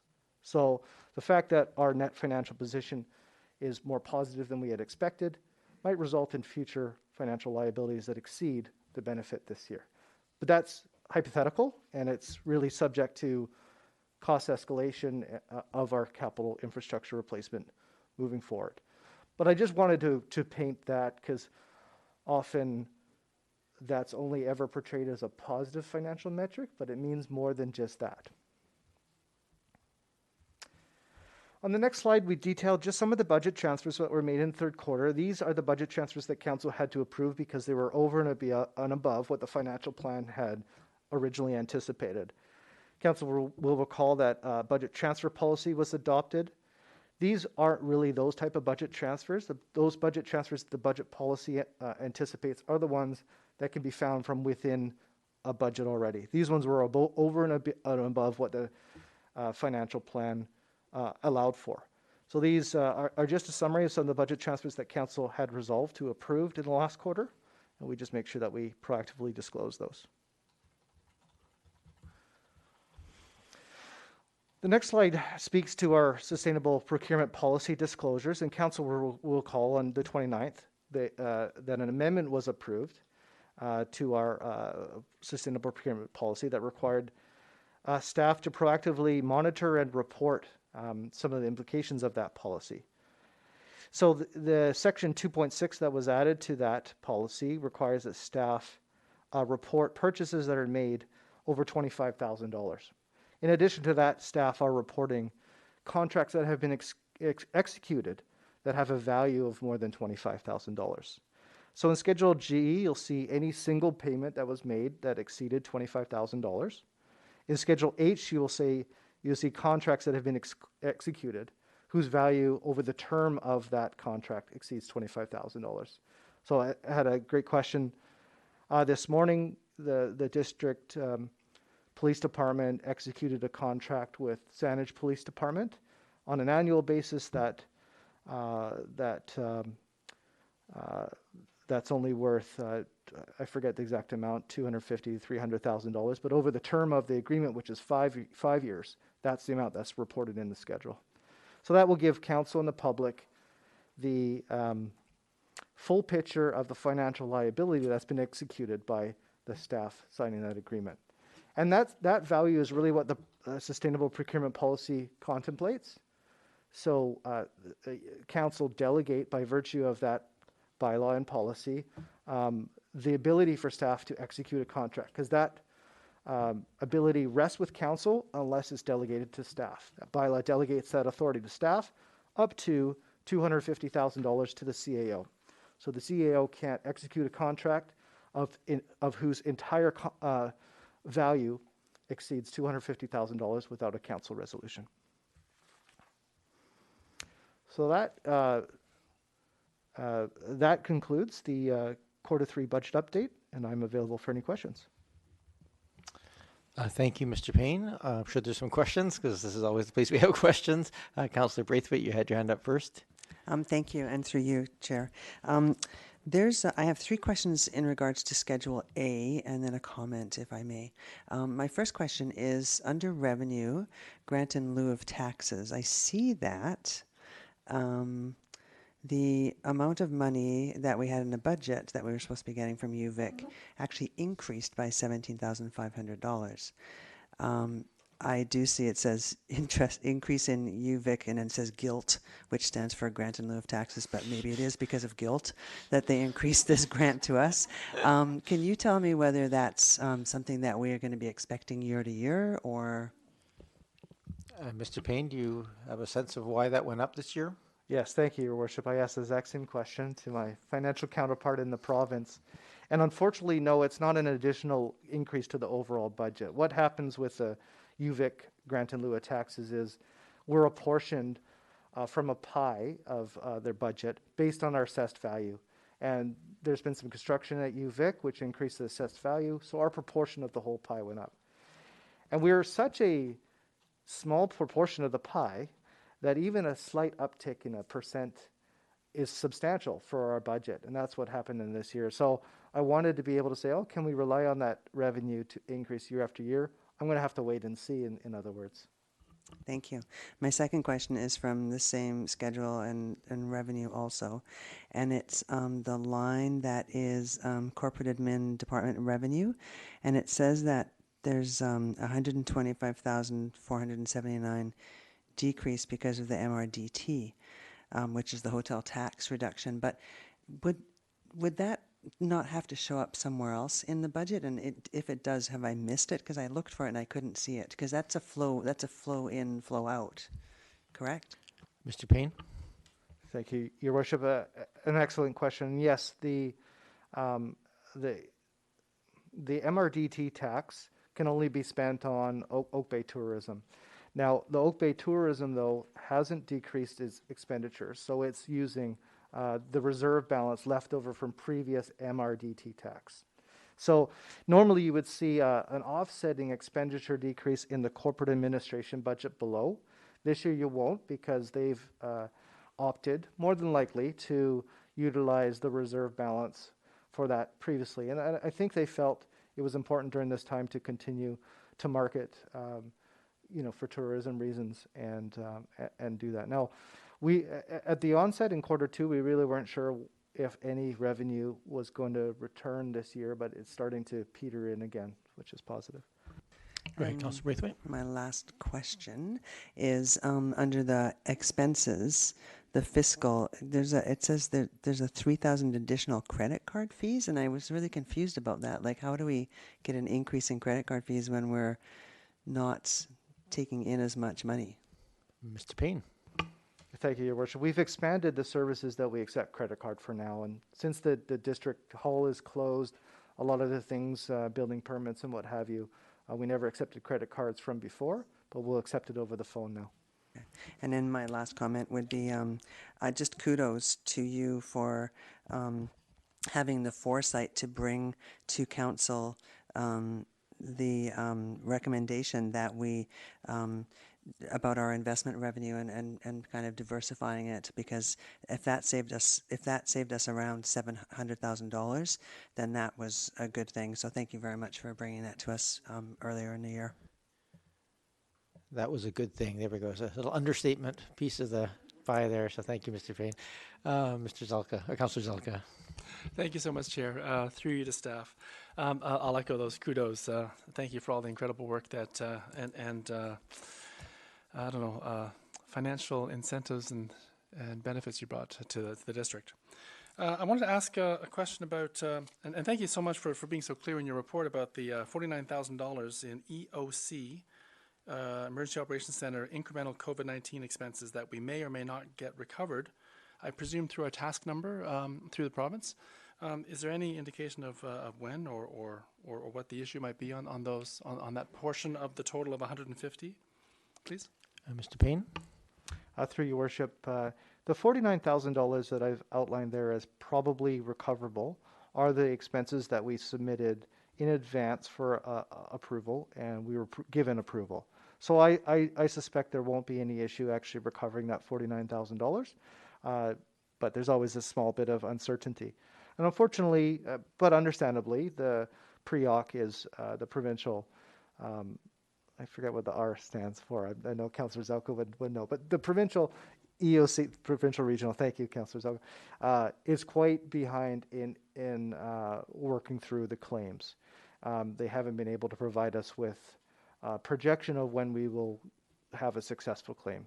So I really don't know when that will happen. In terms of the other $100,000 of the $150,000, it's no surprise to me. I don't believe that they will reimburse that. The provincial policy for EOC reimbursement for this task number, although nothing's perfectly clear, it was reasonably clear. And those costs that are incremental as a result of COVID are not there to support the EOC. They were there to support regular operations. So the fire department, for instance, many thousands in new PPE just to conduct fire operations, plexiglass, increased technology, all those things have resulted from COVID, but they're to support regular operations. They're not to support the actual functioning of the EOC. So they're going to say no to that. Otherwise, the financial liability that they would have for the entire province would be significantly more than what they've anticipated.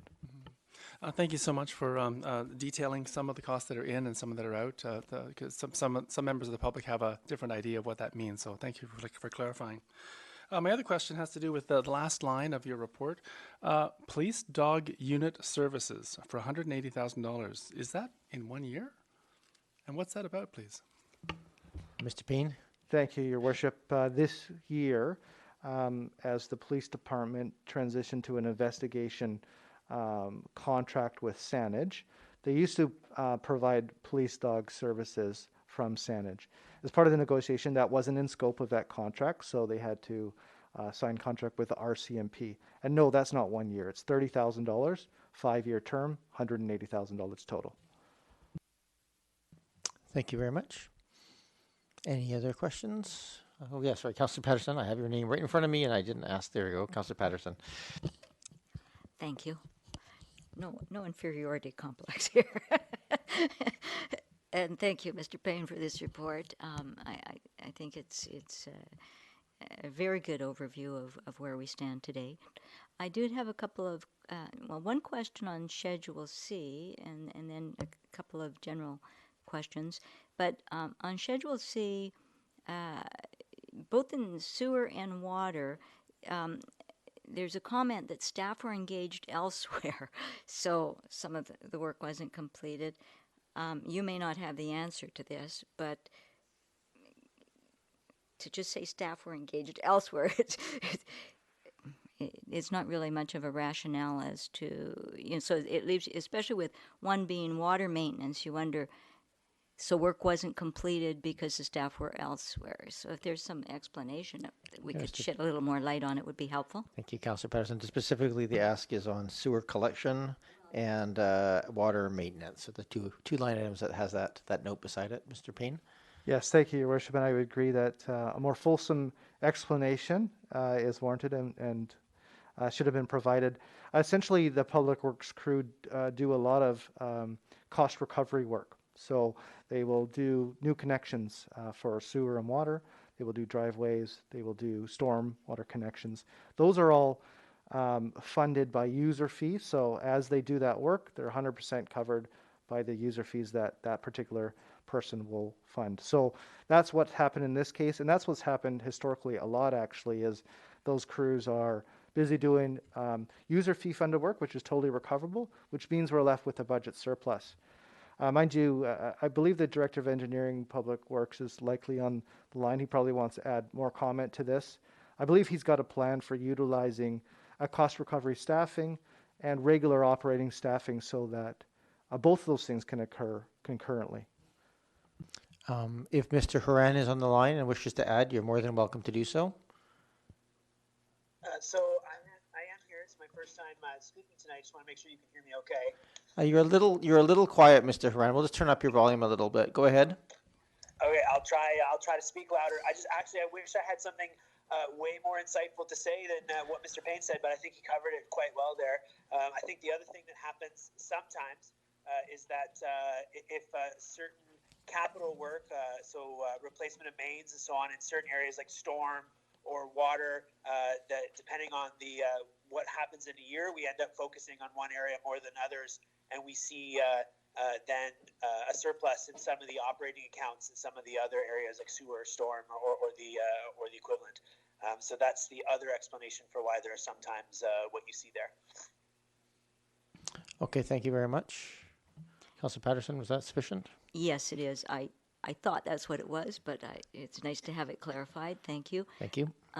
The other thing, Mr. Payne did touch on it, but the change in reserves because of what was budgeted to be transfers from reserves and then transfers to reserves, and that of course is reforecast to be lower amounts. And as Mr. Payne did explain, the monies will carry forward, although costs may increase, so it's not an exact number necessarily going forward. But so I make that out by the numbers presented, that there's a net change then in the reserves balance at the start of 2021 that would be approximately $5 million higher than what was originally on the 5-year plan. And as some of our sustainable reserve funding is coming from taxes, is what would members of the public then expect that how this would translate into perhaps future tax changes, since this $5 million is still then being carried into 2021? I'll give it to Mr. Payne. Go ahead. Through your worship, the tax impact of the transfer to reserves, it's indirect, which makes the question hard to answer, I think, unless you're able to clarify a little bit more. That what we fund with taxation is the transfers to reserve, and we want that to occur no matter whether or not we spend the money in any given year, because we want to ensure that the transfers to reserve are stable and predictable. It's the way that we use tax fund, it's the way that we can ensure infrastructure funding remains stable and not spiking up and down with the capital expenditures. So how would I explain this to a taxpayer? We are ending up with a reserve balance $5 million more than we had predicted in the financial plan. That doesn't mean that there's $5 million in saved taxes. That just means there's $5 million to spend that we tomorrow, next year, within the five-year financial plan. More than willing to clarify further, but I think that's the best I can answer right at this moment. Yes, thank you. I think that clarifies at least what expectations of the public might be. The other thing that I noticed on in looking at the reforecasting is, despite best efforts, certainly on the part of the Parks and Rec department, the recreation facility particularly, the revenues are down considerably. But the services have been that were able to be reinitiated, I think, have been greatly appreciated by users of the facility. But my understanding of this is that out of the park, you have Parks and Rec, the revenue portion, and then you have the expenses, and the difference between the two is the amount that is funded from the taxes that are paid by residents. And so because of these changes then and the restated revenue of your reforecast, the tax gap that will need to be funded from the taxes, instead of being the approximately 10% of the original budget that we had, goes up to about 15.8% of our reforecasted budget and their forecasted numbers. So really that single category is our major risk category, I guess, is a way I'll phrase it. Our major risk category when in the loss of revenues because of the impact of pandemic this year. Is that correct? Mr. Payne?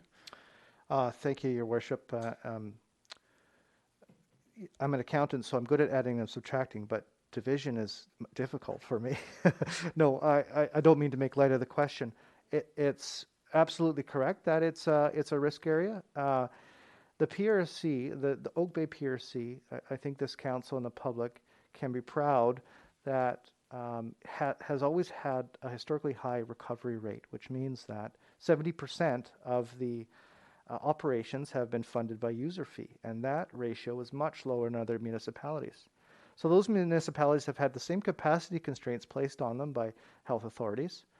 For instance, our pool, I believe, used to be able to host up to 250 people at one time. Now it's 80.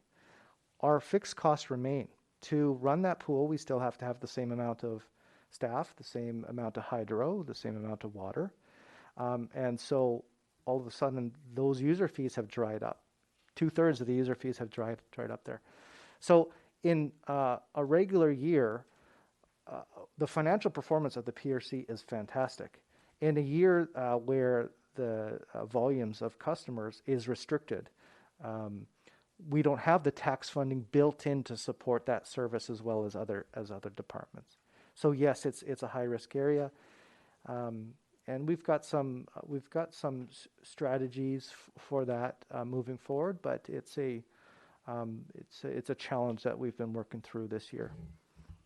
Thank you. Can you just clarify, just for the audience at home, probably more than anything, that shortfall which is shown here, essentially that's being used of the deferred capital transfers as to covering any of that shortfall in this year 2020 as allowed by the provincial government. Is that a fair way of summing that up? Yes, Your Worship. Instead of transferring to reserves for future capital, $1.4 million, we're using that to fund the budget deficit in the PRC. The forecasted 1.4 million. Yes. Thank you. Go ahead, Councillor Patterson. Yes, thank you very much for that information. I think it's, and as Mr. Payne has already referenced, our staff do an amazing job at, I think, controlling the costs. And I think it's also important to understand that the benefits that have been maintained through pandemic, although they are more limited, are greatly appreciated.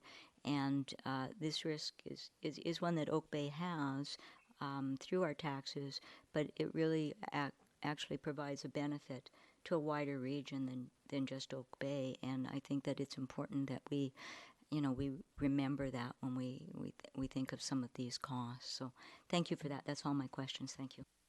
Thank you, Councillor Patterson. Are there any other questions? Oh, go ahead, Councillor Payne, or Councillor Payne. Mr. Payne, you got your hand up. You triggered my wrong terminology. Mr. Payne, you had something to add? Yes, Your Worship. I just wanted to a little bit more insight on the Parks, Rec and Culture Department for the benefit of the public. And if you consider the difference in recovery rates that our department has in regular years, being 70%, versus a conventional department elsewhere in the region, which would be close to 50,000 or 50%. That's a 20% difference. And if you consider 20% of the total Parks, Rec and Culture Department, that's over $2 million. So what I would say to Oak Bay residents is that annually, they're not paying $2 million that other municipalities you would be. So for a decade, that's $20 million in savings. This year, we're seeing a deficit of $1.3 million. So that's difficult and challenging in one given year. But in the scheme of the financial performance of that department since inception, that's a really good that's a good way of putting it into context. Thank you, Mr. Payne. I appreciate that context. Did I see another hand at the table? Councillor Appleton, go ahead. Thank you, Your Worship. And through you, just very quickly, just in terms of capital expenditures, recognize I want to confirm what I think to be true, which is, I see that there's a significant decrease in capital expenditures, specifically with related to the fire department, and this relates to apparatus and the housing of said apparatus. And I'm wanting to confirm that it's really COVID-related delays that have sort of resulted in that expenditure not being possible. Not that I don't think that it's coming, but obviously these are significant capital expenditures that do represent a fairly major swing in the budget. So if somebody asks, it's just good to confirm that the fire department was busy elsewhere, I think is the short answer to that. That's my question. Mr. Payne? Thank you, Your Worship. And I would hope that the chief can add a little bit more context to my answer to this. But I would suspect there was never the realistic expectation that we could design a fire truck and deliver it and pay for it in 1 year, especially considering that the budget wasn't approved until March. That process is usually quite long. So a 2021 timeframe for the actual delivery of the truck was expected. And there's additional complexities to this project given that upgrades to the fire hall and potential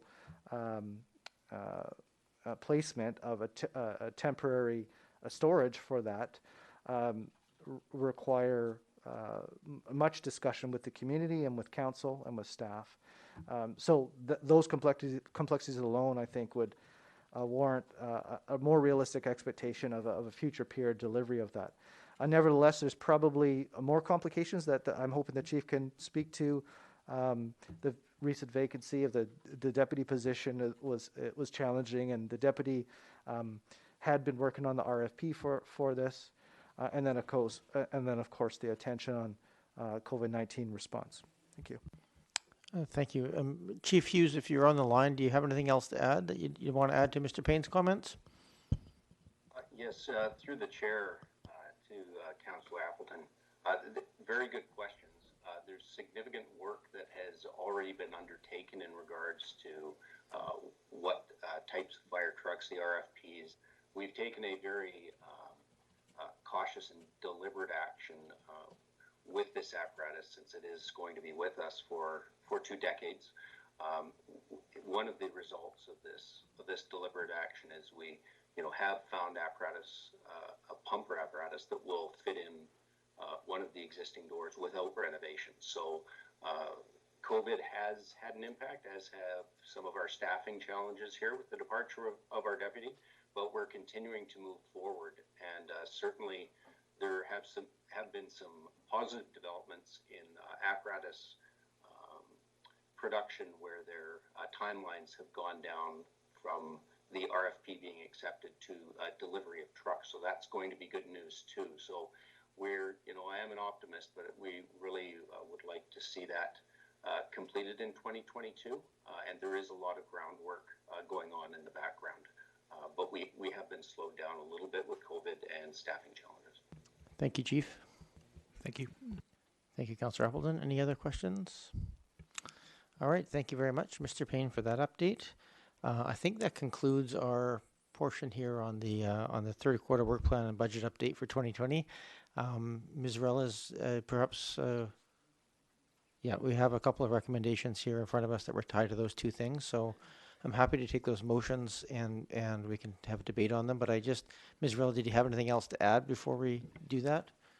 There have been 2 new recommendations added from when the presentation was originally put online. So I'd like to make the public aware of those. Those are in red for ease of understanding.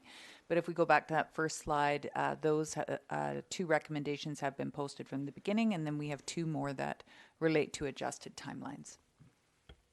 Okay, thank you very much. So maybe we can go back to that other. Would you like the recommendation all at once of all 3 slides, or individually? I think we can do them all together, and if people wish, we can separate them if that's the will of council. And would you like them read out in completion? For the benefit of the people at home, if you don't mind, we can do that. Okay. Okay, so I will move the recommendation that Council receive the third quarter 2020 work plan and budget update, and that Council approve deferring completion of Council priority projects as follows. Prepare village area plans for the Oak Bay Village, Cabaret Bay Road corridor, and for the secondary village areas 2022. upgrade payroll software 2021, prepare fire master plan 2021, and that council approve deferring initiation of workforce and succession planning to 2021 and completion to 2022, initiation and completion of recruitment, selection, and onboarding to 2022, initiation and completion of employee survey action plan to 2022, initiation and completion of total compensation policy to 2021, and further that council recognizes the ongoing pandemic as presenting an unknown risk to work plans as currently proposed, and that further refinements to 2019-2022 work plans may be necessary. Well done, Councillor. Wait, well done. Moved and seconded. I'm happy, as I said, to separate these if that's the will of council.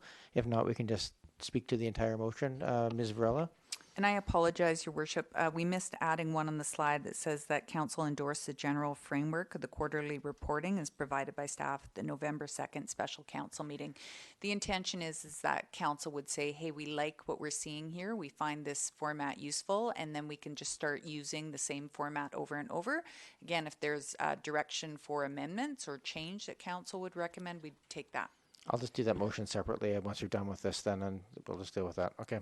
Since the motion is made and seconded, I won't do amendments to it at this point. Is there any other further discussion on the motion? Go ahead, Councillor Appleton. Thank you, Your Worship. Just procedurally, in terms of separating out recommendations, I've got questions about what the implications of this last recommendation are in terms of further refinements to work plans. So that's not I have a question about that specifically, so I don't know whether that requires that it be separated out or whether we can just talk about that one thing. We can talk about it, and I'll just, if anybody wishes to move one of these separately, we can vote on it separately. If people don't want to vote on everything together, that's the procedure, but we can talk about any aspect of this at this point. So, Ms. Varela, what is the intention of that wording? Thank you, Your Worship. So I think this really speaks to the cultural piece, that this kind of reporting is a dialogue. And so we had talked about it earlier, that when we put forward work plans, they're an aspirational forecast. Things are going to happen throughout the year that those work plans have to be adjusted.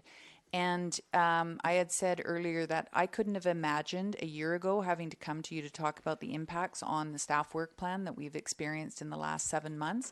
I have no idea what the potential for a second wave could be. So this is really to reinforce the idea that whether it's a pandemic, a work interruption, a staff change, or anything else that's unforeseen, a work plan is fluid and subject to change. And so as we start to introduce these people or pieces into the public realm, I think it's important to have those educational pieces that go along with it. Thank you, Ms. Varela. Councillor Appleton? Thank you, Your Worship. So with the understanding that, yes, the unexpected could very well happen, I guess the idea here is, what I'm hearing is this is an iterative process, and that if there is an adjustment to the existing work plan, that it will return to council. Ms. Varela? Absolutely. And so again, it's reinforcing the idea that whether it was an emergency update that I had to, depending on the nature of it, or if it was just in the process of the quarterly reporting, it's getting people used to the idea that a work plan is fluid and subject to change, and it's part of the dialogue between council and staff. Thank you. Thank you, Councillor Appleton. Always good to have these clarifications. Any other discussion on these? I'm not seeing any, so the motion is here in front of us. I'm ready to call the question then. All those in favor? Any opposed? None opposed. That passes. And what was the last motion you wanted to have added on here, Ms. Varela? Thank you, Your Worship. So we're looking for council to endorse the general framework of the quarterly reporting as provided by staff at tonight's meeting. And so again, we had received feedback informally from council at the last meeting at the Q2 reporting that they wanted to see some changes. Staff hopes we've addressed that. Again, if there's further direction, we'll take that. I can make that recommendation. Second. Seconded. Thank you.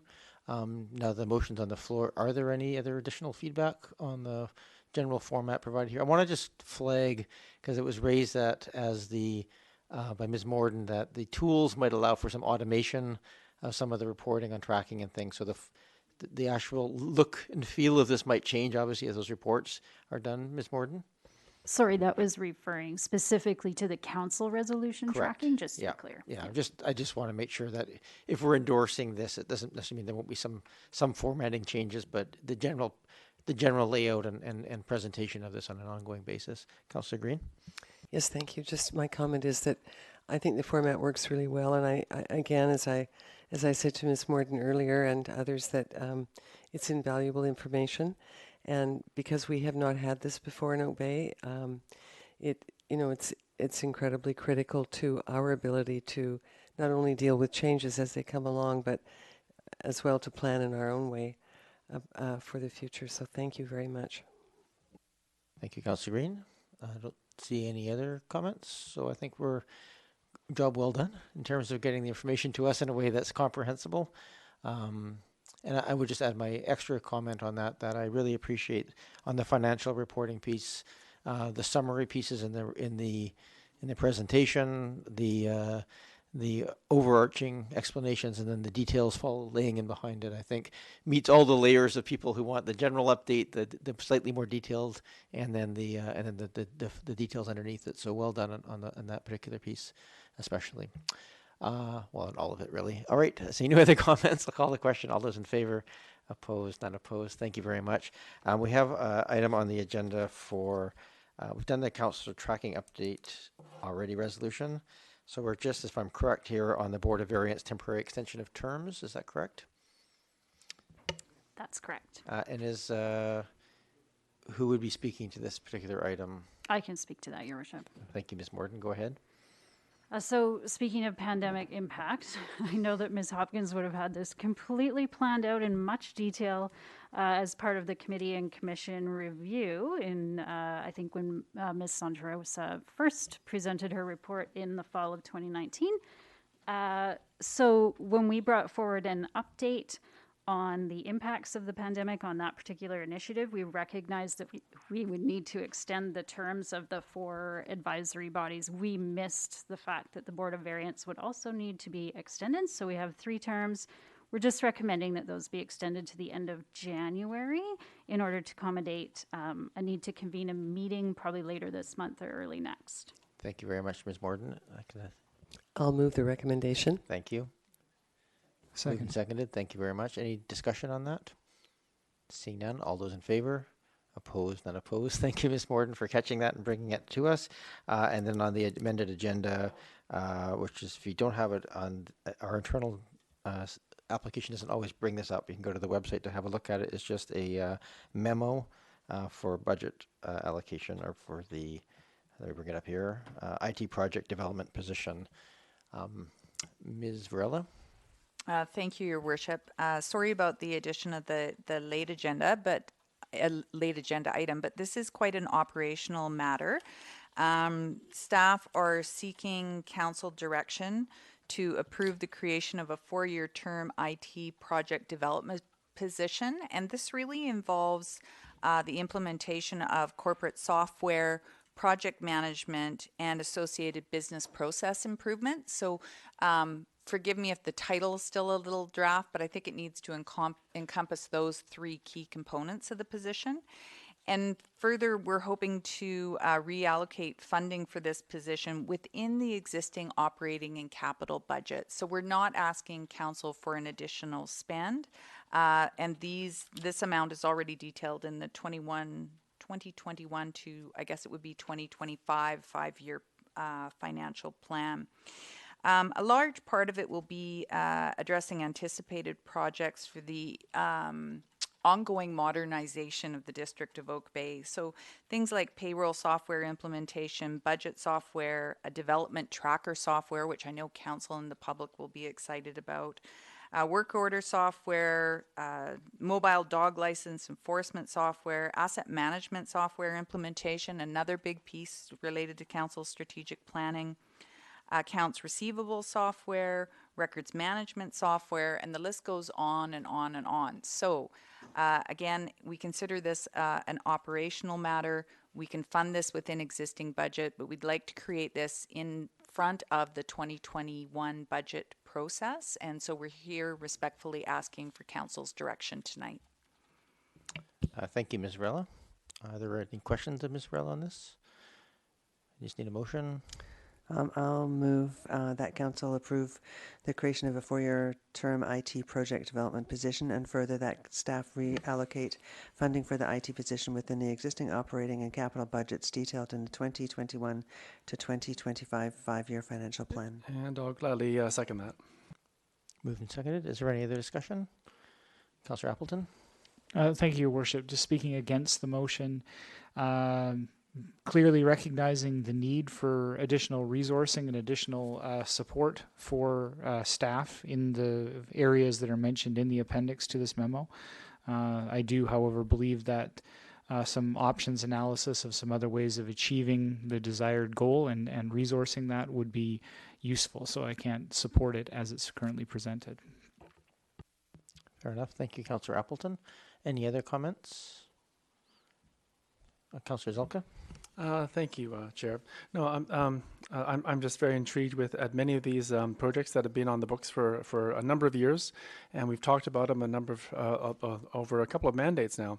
So I'm very excited to see them coming forward, and that we're actually allocating resources to see them through. So I'll be supporting this. Thank you. Thank you, Councillor Zelka. Councillor Green? I will be supporting the motion, and primarily because it represents two things: a modernization of IT infrastructure that we do not have and has created issues for Oak Bay for many, many years. Secondly, it does not request additional budget at this time.